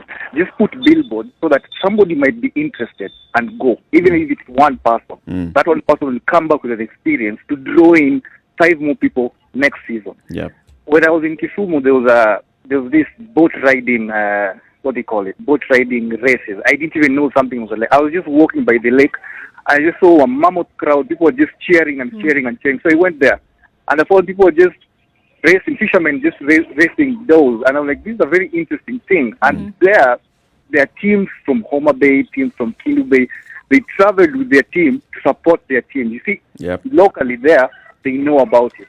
But if I ask somebody in Nairobi right now, do you know there's such a thing in Kisumu? They tell you, I don't. So if you start small with such things, people now start appreciating. Like, I go to Mombasa not because of the beach, or I don't go to Kisumu because of the fish, because there's this. From that, now you can grow it outwards. Like, apart from this race, there's Kitmikai over there, there's this thing over there, there's that thing over there. So you say, let me go and see Yes. what they have to offer. I And completely. I like what you're saying, Trevor, and which is also what I was also trying to support Delisha when she was saying. Individual properties will dedicate a budget for marketing the property itself. But you see, nowadays, tourism is about experiences. It's experiential tourism. It's destination tourism. Destinations should be promoted by the governments. The county government, the national government, it should be the one that now the county government should be telling us about Kitmikai and what the story about Kitmikai and the other places that you can visit if you went to Kisumu County. Even if you look at, for instance, sports, there's a rugby circuit, but you'll notice there are several rugby circuits that are much more popular than others. Yeah. If you talk about Prince Luke, everybody wants to rush to Nakuru. If you talk about Dallas Sevens, a couple of people go to Kisumu. If you talk about Masaku Sevens, everybody rushes to Machakos. Why? Because somehow somebody like Nakuru and Naivasha now, naturally, they don't even need to advertise. Every weekend, someone will say, let's go to Naivasha, let's go to Nakuru and do this and do that. They don't necessarily go to the high-end property, but at least that money that they have is still going to the Nakuru County. So if they start like that, maybe something good can grow from that position. Thank you very much, Trevor. Very good point. Asante sana. Okay, you're welcome. Keep listening. We'll hear what the CS4 Tourism will have to say about this in the next hour. This is the Situation Room, Kenya's biggest conversation, coming up to 9 o'clock. City Muga, today's proverb. Today's proverb: if you climb a tree, you must climb down the same tree. Same tree. Same. Upende usipende, or when you want to climb. Well, you could jump To your with interesting consequences. imminent injury or death. Okay. This is basically just saying mpandangazi ushuka, right? Essentially. It is the one. Tashuka too. It's a Situation Room, Kenya's biggest conversation. Remember, you can join the conversation as well on our social media platforms, Spice FM KE, YouTube, Facebook, and Twitter. Good morning. It's now coming up to 9 o'clock. Keep it right here. In the next hour, the Cabinet Secretary for Tourism and Wildlife, the Honorable Najib Balala, tells us what the ministry is doing and what the government has plans to do for the tourism industry post-COVID. Good morning.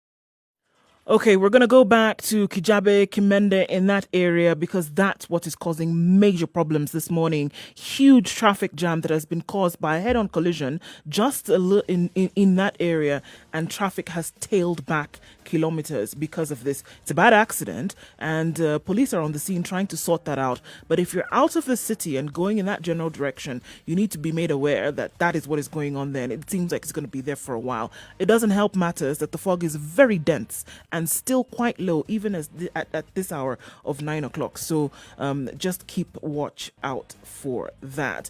There's a black spot at Kenyatta Avenue, right in the middle of the CBD, between Kenyatta Avenue and Koinange Cross Junction. The lights are not working well. Accidents occurred 2 already this morning. So please, again, be careful. It's what we're seeing around major parts of the city. But for now, that's the worst of what we've seen so far. Everywhere else seems to be flowing along pretty smoothly. Mombasa Road, coming out of Westlands, coming off Langata Road, coming off Gong Road. Other than that, it looks all right. Jogo Road also looks good getting into the CBD. I don't think we'll see major issues coming out of Thika Road as it is. Outbound looks good. Inbound doesn't look too bad either. Spice FM KE. That's how you can reach us on Twitter.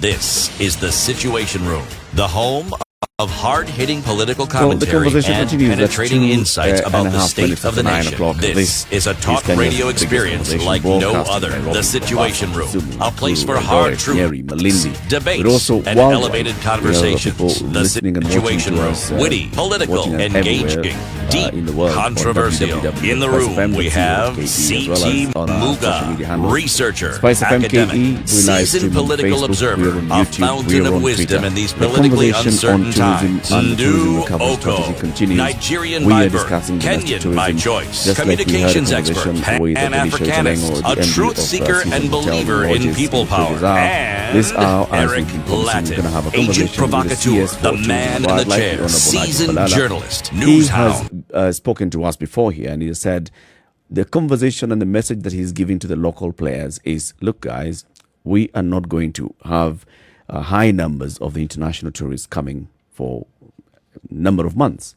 So let's start working on how we can attract the local market to visit our facilities, to visit our places. And he's held these conversations many times. He's even been quoted in other forums where he's saying, look, you guys need to think about how you're pricing the market, how you're pricing the products, and what you're doing about it. And the pushback that we got that we need to give to the CS from the operators is, if we got the support of the government in marketing local destinations, in marketing local tourism to the local market, then we'd also be able to really work hard. And other things that can flow with that the local market, domestic tourism market will thrive. Let's bring in the CS for tourism, Najib Balala. Good morning, Mheshimiwa. Morning to you. How are you? Salama kabisa. Thank you very much for speaking to us this morning. My pleasure. In the room, of course, is Eric Latiff, CT Muga, and Nduh Okoh. Great. Starting off the message from what you've been saying in various fora, especially in these times of COVID-19, domestic tourism. You've been championing domestic tourism and telling the local industry that this is one low-hanging fruit. Yeah. And what's the kind of feedback that you get from them when you say this? Well, first, let me just also introduce a subject, which is tourism is down globally, not only in Kenya. The countries that are going to survive this span of almost 1 year, because people fear to travel, long-haul destinations like Kenya will suffer. So it will be domestic tourism, not by choice, is by default. The chance that we did before, and we are lucky today, is because we have established the domestic market already. So we have an existing domestic tourism market. I developed it 10 years ago. It's not as perfect as it used to be, or it should be, is because we have not invested enough in developing the domestic market. And all the players have assumed that if they have enough international clientele, probably domestic market is still too new. But I can tell you now, everybody have no choice but to go for the domestic market. I want to ask Kenyans, it's not just about the domestic market. Kenyans should be the first people to travel so that they can be able to open businesses that are Kenyan businesses. So it is us Kenyans to open our businesses and to support our economy rather than waiting for the international markets to come. It will come, but not now. Even when it comes, we should still pursue the issue of domestic marketing. The feedback I'm getting is that, first of all, there are quite a number of people have started traveling all over the country. Masai Mara is booming now because of the migration. The coast is trying as well as a small other pockets of Naivasha and all other areas. But again, I appeal to the industry.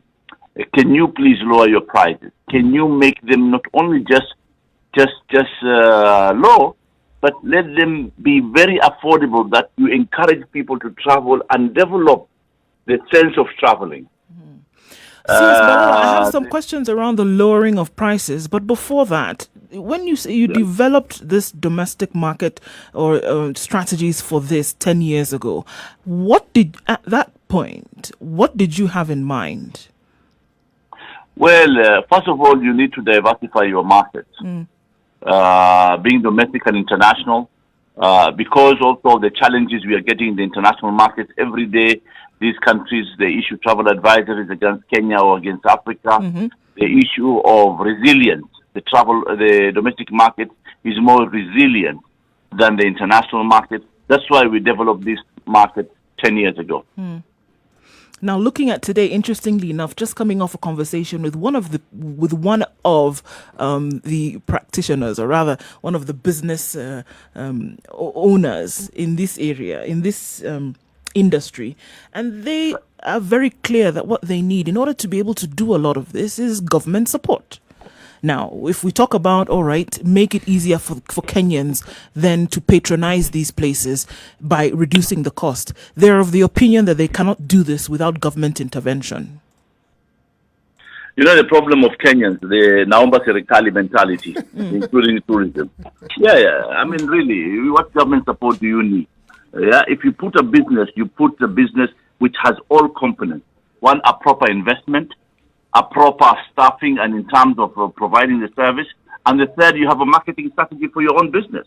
We will only complement the marketing support. None of them have come forward and said, this is what we want. And I've offered, I said, listen, if you drop your prices properly and come with appropriate packages, we will market for you for free through the digital platform that we have developed at Kenya Tourism Board. None of them have come on this. So let them not be having this mentality, Naomba Serikali. It's your business, it's not government business. We have given you support by reducing VAT by 2% from 16 to 14. We have reduced corporate tax and also personal tax from 35 to 25, from 30 to 25.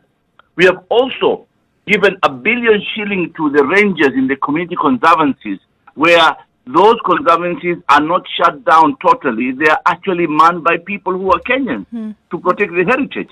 This is what government has done. So we want to work with the private sector and the hotel industry to say, you come with appropriate prices. I see people have opened hotels. They are still selling the same prices that were there in December or last year in August. So what price lowering have you done? You know, it's easy to say, come to my hotel, free accommodation, but pay for the food, and the price of the food, which is supposed to be with free accommodation, is the same price that you used to sell last year. The gimmick is wrong. We don't want gimmicks here. We want proper, and the suffering is going to be them, because the industry needs to be alive. If you shut down and you think you'll open after 1 year, you will lose your staff. You'll use the skills that you have invested to your staff. The infrastructure of that facility will break down. Then the reinvestment will be heavy. But the kind of pushback that they give on that is, for example, now reopening in these COVID times comes with an investment. Already they've been out of business for 6 months, and they're now coming to reopen in the 7th month. What do they have to do? They have to take their staff for COVID-19 testing every 2 weeks, costing at least 1,000 shillings per staff, per member of staff, every 2 weeks. Then they also say we have had to invest in putting in the measures to fight COVID-19. We have to increase our cleaning capacity. We've got to put up all these hand sanitizers in all the places. And we are reducing the number of people that can sit in a restaurant, for example. So we are expecting to host a reduced number of people. This is already an investment that they've put in. They're saying, come on. So if we talk about reducing prices, it's already a cost. And many of them are saying we've already reduced our prices, are operating at a base price. Well, my friend, 3 years ago, they did good businesses. And I can tell you, companies that have done proper saving, proper strategies, they will survive. Companies that did not do proper savings and proper strategies before, during the boom, they will not survive, because then they are not prepared. This investment is for themselves. And if you assume that you will not open, or you'll wait, or you don't reinvest, you lose business. Nobody is going to come to Kenya, or even Kenyans traveling to a facility that the owner or the proprietor has not taken health measures seriously. Because if somebody does not feel confident on that facility, they will not come. So this is a reinvestment for yourself and for your own businesses. It's not been easy, I can tell you, for all of us. Yep. And I sympathize with them. Yeah, but we have to all take this protocol seriously. Otherwise, you cannot work and you cannot open up.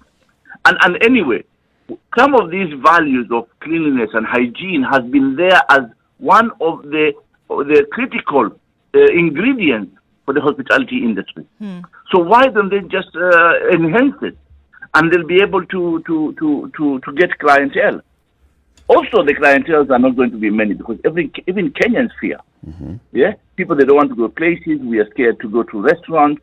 Yeah, we are not too sure of the food. Even if yes, people are open, but they have that fear into them. So we are telling Kenyans, remove the fear. We have a very strong, vibrant private sector and hotel industry or restaurants. Yeah, please encourage to go there so that you can be able to support the economy. And people are trying. Yeah, remember, people who don't have money is not only the businesses, but even the travelers. People have got salary cuts. Yep. All of us took a salary cut, including myself. Yep. So even us, when we want to travel, we are cautious of spending, and we are going to look for deals, is because we don't have enough spending power. Our disposal money is limited because we had a salary cut. So everybody is a catch-22. It's a vicious circle. If you don't do this, you can't get this. So it is for me, it's a paradigm shift. Let's accept we have a domestic market. Let's accept we have a pandemic, that we need to address these issues. The minute you accept that way, there is no obstruction for you to do business in this country. Taking that into consideration, then, CS, there's a problem. It has been caused by a certain thing. I mean, be bold enough to say that the tourism problem didn't start with COVID. Probably was there before, and I've heard you be very vocal on that previously. So, do you see the domestic market as a possible solution to the problems of the tourism industry in this country? Actually, if we take domestic tourism seriously and we open regional tourism in this country, then we will be resilient forever. Yep. Because first, we have a market that is immediate, which is at home, that knows the propaganda in the media about travel advisories and about security and about threats are false. Yeah. So then you have a clientele that is not really living in fear, or not living in policies that are not guided with reality but political, so that they can be able to sustain the economy in tourism. And also, we have a huge population in Africa. We have 1.2 billion people. If we develop infrastructure to access to that market, we will have in 5 years' time 300 million people traveling within the continent of Africa. But this is the African Union agenda, and I've written to them and I've communicated to them, and I've said, Africa needs to look inwardly. We only received 71 million tourists in the continent of Africa. Why? And we are a huge continent. It's because we have not developed transport infrastructure. We have not put security measures in this place. We have not used technology. We have not have air connectivity and other connectivity with our countries and to our people. That's why we cannot capture that market. Yeah, we have a regime that is obstructive to the development of travelers in this continent, because an African coming to any African country needs vetting, needs a visa application 3 months in advance, while a foreigner from overseas will get a visa for free at the airport on arrival. So this is a mindset that we need to do, and is a market that we can develop, and we can be resilient and address the issues that we have been having all this time of travel advisors and others. This conversation about intra-Africa travel has been there for many years, more than 15 years now. And it appears not to be moving anywhere. What is the problem? Is it a lack of political goodwill? Well, first of all, yes, we need to walk the talk. Look at the investment we have done on SGR, Mombasa, Nairobi alone. SGR, the biggest clientele Mombasa has is from the SGR business. So that is already connectivity. Imagine if we have the SGR from Mombasa to Kigali. We will get people traveling safer, cheaper. Yeah, it's affordable for the locals, and people will come and see. And they can stop in Kampala, they can stop in Kisumu, they can stop in Nairobi. All these points will benefit from tourism, but we don't have that infrastructure. Yeah, South Africa, for example, they have the train network, but they have the air connectivity. They have low-cost airlines all over.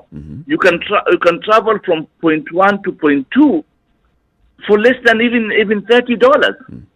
Yeah. Here we can't do this because we have not yet developed the low-cost airlines as a model of business.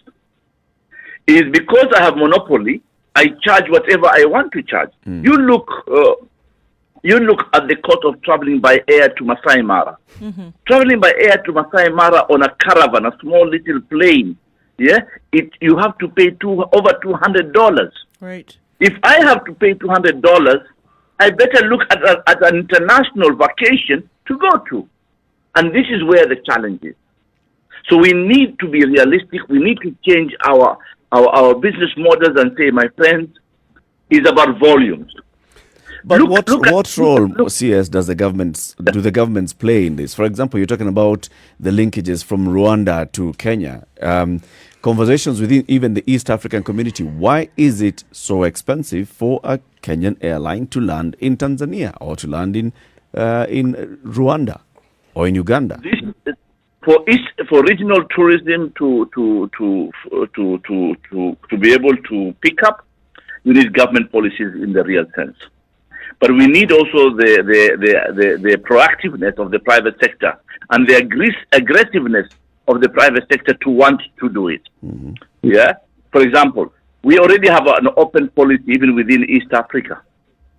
But everybody is used to this monopolistic behavior of, I'm the only one traveling to let's say Kigali or to Arusha. So I will charge whatever to is demand and supply. No. Look, I want to give you an example. Look at Morocco. Morocco, to come from Europe to fly into Casablanca or to fly into Marrakesh is only $50, 50 euros per one way. So 10,000 shillings, you leave 4 hours flight, yeah, from a European destination. You can even go for a weekend. Yeah. And then the accommodation is affordable. There is the 5-star hotels, but also there is the $50 hotels. Yeah. So what happened to this mass market? They come there, they stay in apartments or they stay in hotels that are $50, but all their food and entertainment is outside where the local people directly engage in these businesses. So the local economy flourishes because of this segment of the market. So we want to develop all segments because we have 50 million people in this country.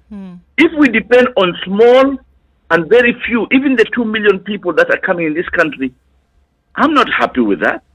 We have the capacity to have 5 million people in this country. But we also know the dynamics. We are long-haul destinations.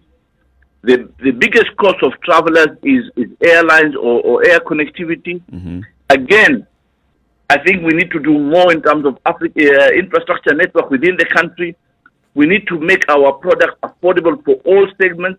We can have a 2,000 hotel accommodation, but also we should have a $50 hotel accommodation in this country. And it should be of standard, not just any Juakali hotel accommodation.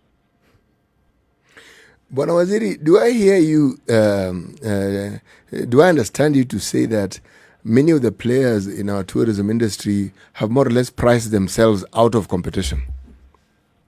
Exactly, and certainly, yes. They have outpriced themselves because they think they will just get it. And probably we were spoiled by having an existing market, which is the international market. And the international market to come to Kenya is a lifetime travel. So do we want people to come only once in this country and never again? No. We want people to be repeaters. Repeaters are the ones who could be are the most resilient clientele for our destination. If we have people who come only once in their lifetime, then this economy will not be sustainable. So in the strategy that you developed about 10 years ago, and I'm sure you have had a chance to look at it and review it and maybe in some instances revise, what role does the local investor play and what role does the government play in promoting domestic tourism? Actually, the role is the private sector. Government only gives policies. And when we develop these policies, we also involve the private sector to be in the driving seat. So government is limited. You look at ourselves. We have reduced KWS park entry fees by 50%. Why? We want to encourage people to go to the parks.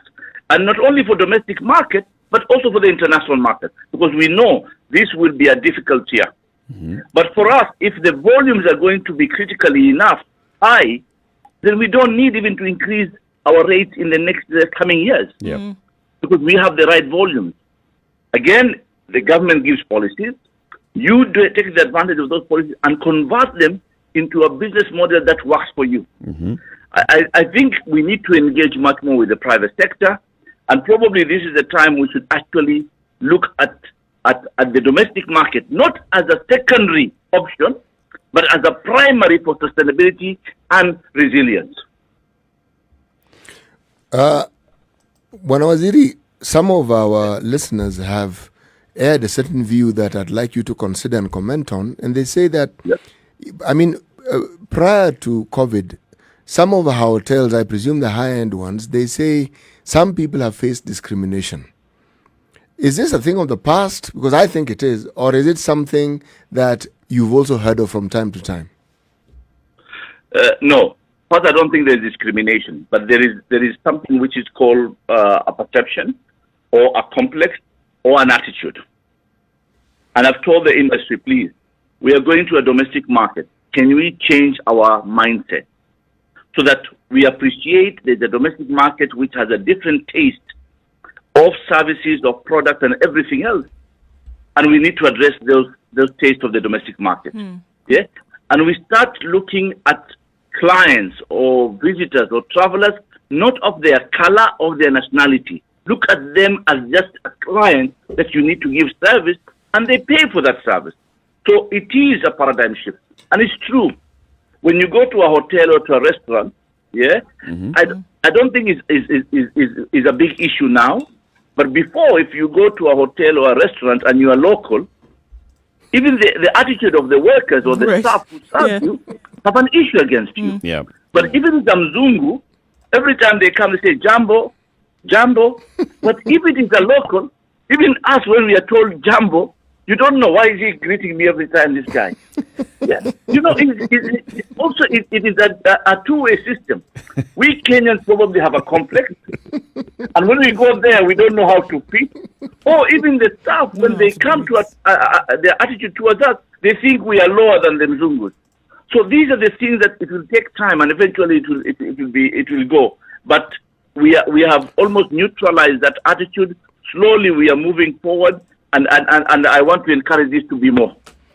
Wanawaziri, there's something I would also like to ask. You see, talking of government, say, contribution to it, if I look at, say, a place like Lamu and the tourism that is in Lamu, which in my opinion is considerable, part of the problem that has perhaps caused a decline is security. And that is only the government who can actually, should I say, make that security problem go away. That's one. Two, our parks as they currently exist are not really friendly for individuals who drive around. The road network is really genuinely safari. Now, these again are things that only the government can intervene in, or have I got it wrong? I think you're right. Government has a bigger role, and also private sector has a dynamic, proactive role to do. Yeah. First of all, I want to clear one thing. Lamu has no security problem. There is the Lamu County, then there is Lamu as the island or where the tourism is and the destination. Okay. When you go to Shela and you go to Lamu Island, there's no security problem. But yes, the perception of Lamu is because there is a bombing in Kiunga or on the border or in Boni or in Dodori, then there is a problem of perception. But I know Lamu very well. I don't think I have a problem to go to Lamu, and I will go to Lamu. Yeah. Shela is the most peaceful area. Lamu town itself is most. But if I go outside those parameters, then I am risking my life. But it's a perception, and it's something that we need to correct. And I agree with you. Yes, safari probably is not designed for us who want to take an easy life vacation. It's supposed to be for ruggedness and adventure. And that's why all these national parks are designed to be rough. But in the name of roughness, we have not invested in proper infrastructure and roads. That's why we are doing this management plan for Nairobi National Park. You go to Nairobi National Park today, you'll see the improvement of infrastructure that we have already started. But we have neglected most of these national parks before, because we want to say, oh, you call this agony of it's an authentic safari. And the safari, and you say, oh, welcome to the African massage. Yeah. I mean, really. We are cheating people. You have bad roads, except you have bad roads. Oh, this is African massage. But you are breaking my back. And today with the Millennium segment, people want easy life. They don't want to spend 8 hours looking for a lion. Yep. They want to spend 1 hour. They want to go to the pool to hang around. They want to upload their internet. If your lodge has no internet, or you're telling me, oh, we want to give privacy to people so that, I mean, rubbish. I mean, what privacy? Give me the internet as a right. It's me to choose I use it or not. Yeah. But it's a short way or shortcut of the business investment that we are talking about. But yes, we need to change. Yeah. We need to change. We need to have proper infrastructure in the national parks. We need to have proper facilities in our lodges and hotels, like internet, for example. And in fact, why should we charge for internet in hotels? It should be part of the cost. Because internet, let me tell you, you go to take your keys in a lodge or in a hotel, the next thing you ask, what's the password? Yeah. It's the first thing, actually. It's a human right. Internet has become a human right because it's a way of how you communicate to your beloved ones and how you communicate to your businesses. Like now, I'm talking to you. If I don't have a broadband, I would have been disconnected with you. Yeah. I'm working from home. It doesn't matter. I will be in Masai Mara probably, but my business talking to you continues.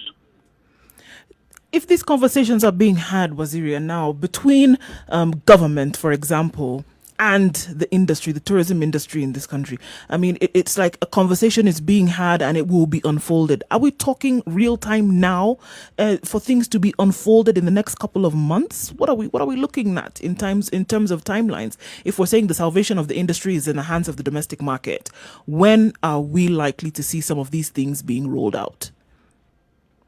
We've started as government. We are now investing in Nairobi National Park as a model. We want to build infrastructure. We want to develop the experience of a visitor to be much better. We want to have facilities, toilet. We have to have eateries. Everything that the clientele wants, we want to facilitate that. So we have started with Nairobi National Park, and we are going to move to 10 other parks into the country. Yeah. So we already started, but I can tell you, this pandemic has also an opportunity. We have a market already at home. It's not complicated. Yep. We don't have to invest too much money to get it because it is just within the country. So the investment of marketing is not that huge. Yep. But we need also to change the product so it fits for that market. Right. Yeah. For example, if you give me all this touristic food every day when I come for 2 weeks holidays in your hotel, and I don't even have a cuisine that I can relate to, then you lose me because I get tired of the same food that you always give to the tourists, the foreign tourists. So you need to know my palate. You need to know how I behave. Probably I'm not the guy who is going to spend 6 hours in the sun basking because my color is, I have enough pigment from the sun. You need other experiences, yes. Give me an activity in the hotel so that I become busy. Also, Kenyans' behaviors needs to change. We don't have to go for a vacation, and the job of a vacation is just to drink beer and just eat nyama choma and just lazing around in a corner. No. But the pushback there that I'll give you, Bonasias, is it's the experience and how it's packaged. If the industry and even the agency that promotes tourism in the country, KTB, are not promoting experiences and experiential travel, then our mindset is not going to change. For instance, right now, as we're speaking, we have the twin migration. There's a migration of the wildebeests in the Masai Mara, and we have the whales that are coming from Antarctica to the coast of Kenya in Watamu. They are starting to arrive. How much marketing has that been done locally? Do people in Kenya know that we have whales that come to Kenya, that you can actually see a whale in Kenya? How much has that been done? If we look at the other markets and the other products that we have around the country, beyond the beach and the game park, what other products do we have? And we have very many. Like you just talked about cuisine. We can visit a place just to go and enjoy their cuisine. We see the Lamu Cultural Festival. It happens every year. What kind of support does the KTB give to the Lamu County government going to visit our mountains? We see the Camel Derby every year. How much support do we see in that? To be fair, I don't want to be defensive. We have done a lot of programs on digital, on experiences, no longer about just the country. So we have developed even signature experiences. We have also called for workshops with the private sector. Tell them, these are the experiences. These are 20 experiences in the countries. Let's market them together with this script. And we have engaged. The only thing that delayed us or stopped us was this COVID-19 this year. So we launched this. Remember, I launched these experiences in December last year. It's called the signature experience. Yes. So we launched them properly. The Lamu Festival, for example. I am the founder of the Lamu Festival 20 years ago. And Kenya Tourism Board has always supported the Lamu Festival. So we do it in a big day. The Camel Derby, we were supposed to be the key supporters this year. But again, COVID-19 has affected. I was there last year. So we are developing that. But I agree with you, we are yet to discover our country and bring that product in the face of our clientele. We were spoiled. I agree with you. We were spoiled. We were just concentrating internationally. But I have directed Kenya Tourism Board this year. The only marketing they will do is domestic marketing. Oh, bravo. And they are coming up with clarity of how do we address the domestic market. So that clarity also is being defined very clear. But I want your help, guys. The help I need from you is we need to remove this mentality, naomba serikali. It's easy to point a finger on government, but not point a finger of the sustainability of your own model of business in the private sector. So let's change the mentality. When these guys come in, or just put them in a corner and tell them, guys, yes, government maybe has failed here.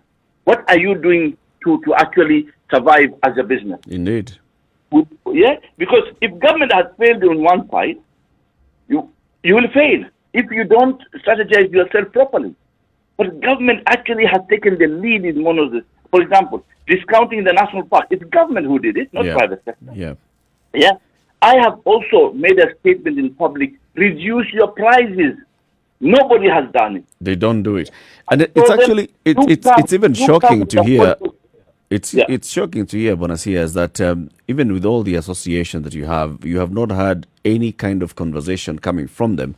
We have various associations operating for this. We have the Hotel Keepers Association, we have the Tour Operators Associations. None of them has come to tell you, okay, this is the best we can do, but we need your support in this and that and the other to reduce our prices. I've engaged on a few individual hoteliers. The figures I was given, when I look at them, and me, I'm a smart guy. I do my research, my friend. I went back. I look at the prices they were selling last year. It's the same prices last year they were selling. So the figures are not genuine. They say, oh, this is break even. But how come last year the same price formula you used? Yeah. So I said, my friend, this time is not about making profit or breaking even. This time is to have cash flow for you to sustain to pay your electricity bill. Staying afloat. Even today, despite I have a pay cut, I must pay my electricity bill. Yep. Despite I have a pay cut, I must pay my rent. So these are the things that is the mindset that we need to do. Yeah. So we told the guys, you come with proper serious packages. We will do the marketing for free as Kenya Tourism Board. Yeah. So yes, they have a problem. They have cash flow problem. They have done losses for the last 4, 5 years or 5, 6 months. Yeah. We sympathize with them. We need them to be more proactive. Yep. I think we are, most of them, or all of us, we are in this comfort zone that we feel, we can do only a bit and it will pick up. You know, it's easy to say, we have these bombings every day, we are resilient. Then after 6 months, we are back to business the same way. Usual. Yes, because you have an aggressive minister called Najib Balala. Otherwise, you'll be back to the same way. Well, yes, just let's take a quick break. But I mean it, and I say yes. Let's be proactive. We all have a role. We all have responsibility, including me as a minister and the government to do our role. Yeah, tongue in cheek. We all have responsibility. Don't wait for the other until they do it, and then I'll do it. No, let's do it things concurrently. If I have failed as a government, what have you done to succeed? Yeah, but here I'm telling you that the government has been more proactive than even the private sector. Yeah, because we went ahead, we did discounting of our parks at a huge loss. But we said, let's do it and spar. For example, I want to share with you. We gave rent-free to all our lodges for 1 year. Rent-free for 1 year. To whom? All our lodges in our national parks, we have 23 national parks. Yep. Everybody who rents the place there, we have given them a moratorium for 1 year rent-free. Yeah? That's so a huge cost already removed. Already, I have helped you. Yep. So I'm telling you, take this money, reinvest it in your lodge, and refresh your lodge, and then start marketing that specific park. Yeah. Don't wait for us. Yeah? So, but again, I want to see that. From 1st of July, I said, this is our policy. So they will take up. Some of them are very aggressive and some of them are doing a good job. Yeah, I don't want to generalize. Yeah. But again, it has to be the whole sector. It cannot be just a few of us. Yeah. And the rest they don't follow. It will not work. It will not work. It has to be a concerted effort. CS Najib Balala, thank you very much for speaking to us this morning. And continue engaging with the industry stakeholders. What we want to see, of course, in the end is that we have a thriving private sector and that we also have a thriving domestic tourism market. Thank you very much, my friends. And I can tell you that government will always be facilitative, at least from the Ministry of Tourism and Wildlife. I have an open door policy. I engage with all the stakeholders on daily basis, on a personal name sharing. So they know me, and I'm ready to listen to all what they want. Yeah, but again, it is a business. It's a mind shift. Right. Yeah. Yeah. It's a paradigm shift because of the pandemic. Let's take advantage rather of looking at it as a problem. Asante. Yeah, and we can move together and better for our own businesses, but also better for this country. True. Thank you very much, and have a good day. Thank you, guys. Thank you. Asante. 20 minutes to 10 o'clock is the Situation Room, Kenya's biggest conversation. Time for a break.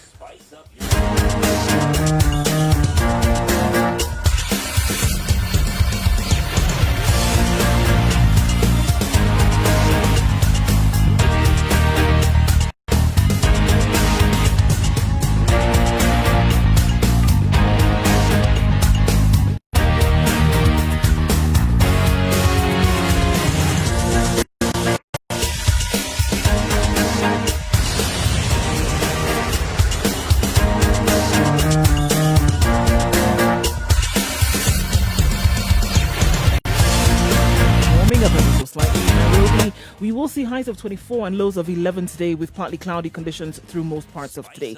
All right, 16 degrees in Njeri and mostly cloudy. We'll see highs of 21 with thunderstorms in the evening. Nakuru, 17 degrees and partly cloudy, highs of 21 and lows of 12 with thunderstorms later. In Eldoret, it's 16 degrees and partly cloudy. We will see thunderstorms here as well, highs of 19 and lows of 11.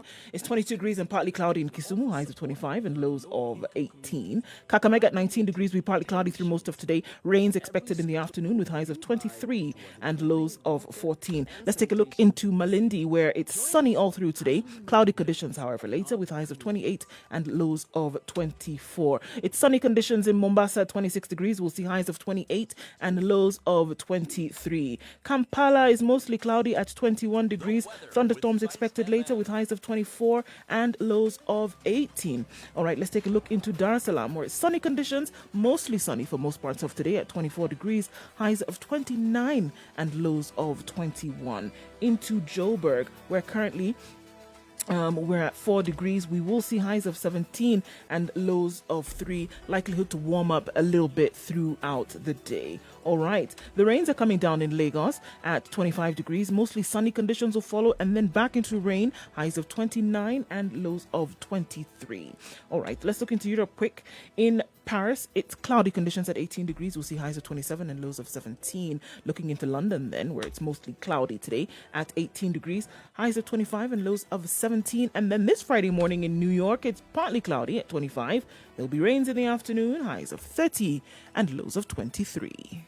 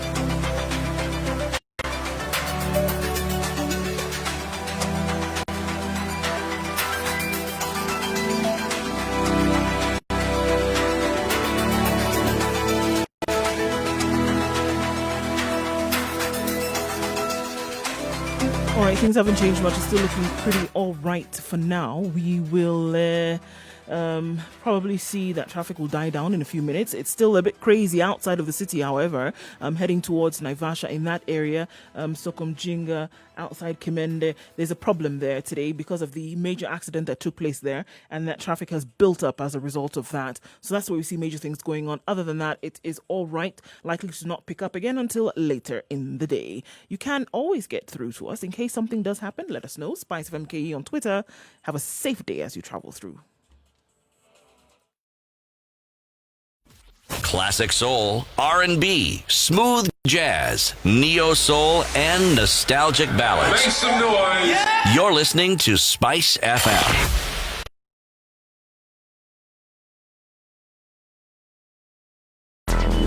Traffic.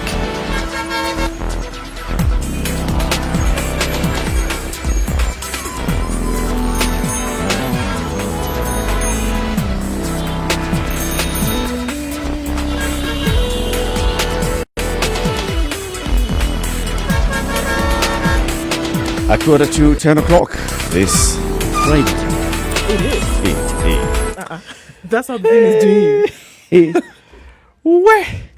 Yes. So, well, you just heard from the CS for tourism, and before that, we had from a private sector player on the issue of domestic tourism.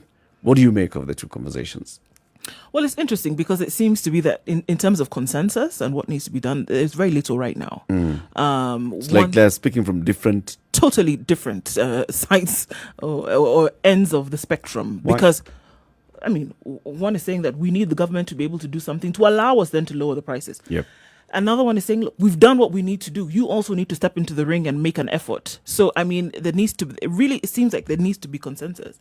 And at the end of the day, it seems that everybody is targeting this unit, which at some point is the tourist who is going to come in and save the situation, as it were.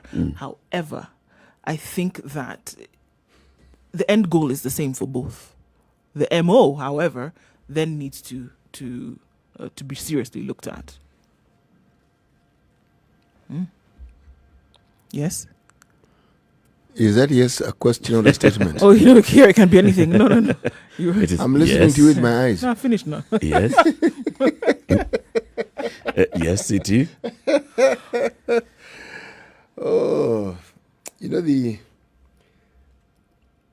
when I encountered this tragic news, death is always tragic. There's nothing like a timely death. It's always tragic of the former president of Tanzania. I believe he was the third president.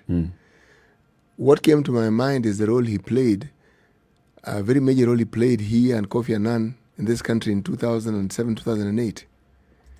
He was one of the people who was actually very instrumental in bringing about peace when we seem to be actually falling apart at the very, very seams as a nation. He wasn't a controversial man, was he? Because I remember his presidency seemed to have, well, as a Kenyan, of course, seemed to have gone, should I say? Rather smoothly. Quietly, yes. Because the person who came after him, that presidency wasn't that smooth. Who? Jakaya Mrisho's? Yes. Yes. Why? Well, how do you compare Mkapa's to Ali Hassan Mwinyi's, for instance? Ali Hassan Mwinyi had people who you heard a little noise about him. Not too much, but you always had people feeling that there were noises coming from, as was reported, within the nation. Now, there are those who argue that Mkapa had the advantage of having been a media person. So he knew how to handle himself and he knew how to handle the media. The noise I'm talking about has to do, to perhaps give a better example, Jakaya Kikwete and the current president. There's a lot of noise where these two people are concerned. It's like one has surpassed the other. And from within the country. Maybe it's the time that they lived in when perhaps the political spaces were opening up and people had more room to say more than they had previously said before. But that's the point from which I'm coming. Not that one president was more effective or efficient or better than the other. It's just that during his reign, one didn't hear too much noise. He seemed to be a president who was liked and seemed to get along. Well, he wasn't just liked in Tanzania. You just also get regionally within the East African bloc, and then regionally in other parts of the continent, he was liked because, you remember him for his mediation efforts. He was instrumental in the mediation that took place during the 2007-2008 post-election standoff. And I think that's one of the things that, stood out for the work that he did. So, very much liked by Tanzanians, very much loved by Tanzanians. And so it was interesting that you said that his reign seemed to have, or his rule, his service in Tanzania seemed to have been free of a lot of drama, as it were. The 2 terms that he served seemed to go by rather smoothly. And you see then his injection of peace and mediation throughout the region. Actually, when you think about it, people don't ask a warmonger to be a mediator. No. Hardly. Because you simply represent the sort of infraction that someone may not particularly want in their country. And also, it means that he was somebody who was considered agreeable. Remember, we even had renowned personalities from South Africa. We had Mbeki was also here. You see? There are many other people behind the scenes. The eminent African personalities. And I think he was, among them, there was him, there's Kaunda from Zambia, and all these leaders, Anko from Nigeria. What's his name? What's his name? Legendro Olusegun Obasanjo. Yes. Right? And the kind of role that he played. I'm going back to that point where you're talking about his reign seemed to have been a very rather quiet and peaceful. Peaceful, and yes. I think also it's also the times that he was in, right?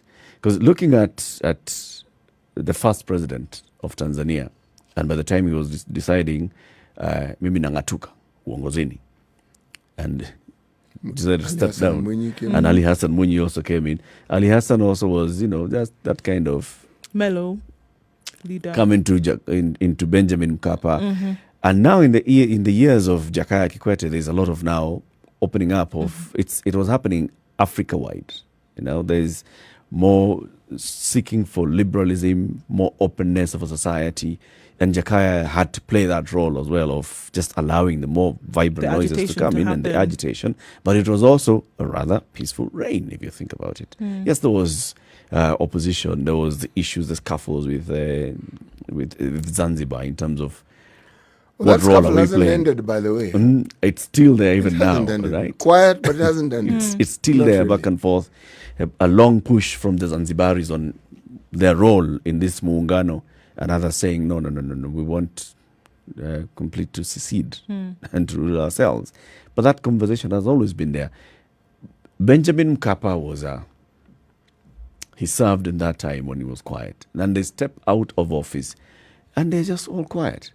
A photo was circulating last month of the former presidents. No, actually, the former presidents in Parliament when during the COVID, yes. Yes, when the president was going to close Parliament as they were going into elections, the president is there, current President Magufuli, or the former presidents are there.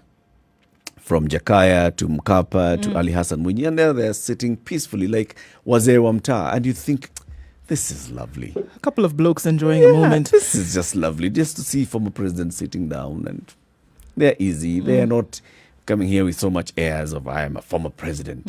Yeah. It's interesting. I think the same that would be said about the same that would be said about him now in his death, as is often the common practice, would be similar to what would be said when he was alive. You wouldn't see a far cry. You wouldn't see accolades of praise for him now that he's gone that would be different from what was said even to his face and about him when he was alive. That's why you would see that he would be called upon for these things around the continent and in other parts of the world, because there was a recognition of his ability and capability to be able to lend a hand when it came to things like mediation. And that was lauded while he was alive. And I think it's a good example of how you can do that for somebody. And it doesn't have to be that when the person or when a leader like this passes, then suddenly things jump out of the woodwork as to who or he was or what he was able to do. And you could see examples of those when he was alive in terms of the work that he did. We're talking about former Tanzanian President Benjamin Mkapa, who passed away the day before yesterday. And the announcement was made last night by the President John Pombe Magufuli. Let's just listen to that.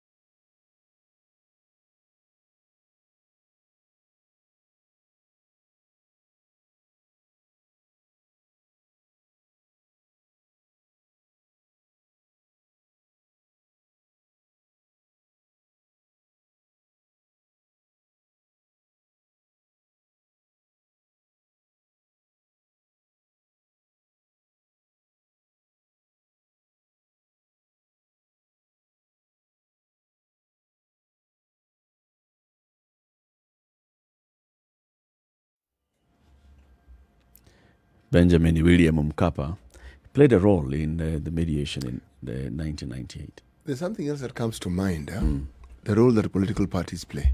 Chama cha Mapinduzi was a strong party when Julius Nyerere was there, Ali Hassan Mwinyi was there. It was still a strong party. Even when Mkapa was there, it was still not as strong, very dominant. Yep.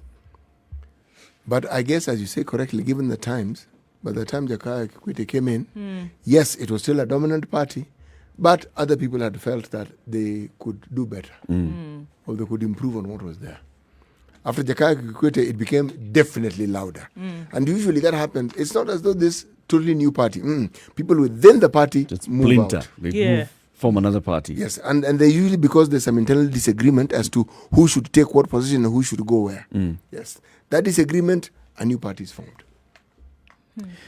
The role that he played in Kenya in 2008, when he was among them with Kofi Annan and Jakaya Kikwete himself. That time he was the AU president, having taken over from John Kufuor of Ghana around the same time when we were still having violence.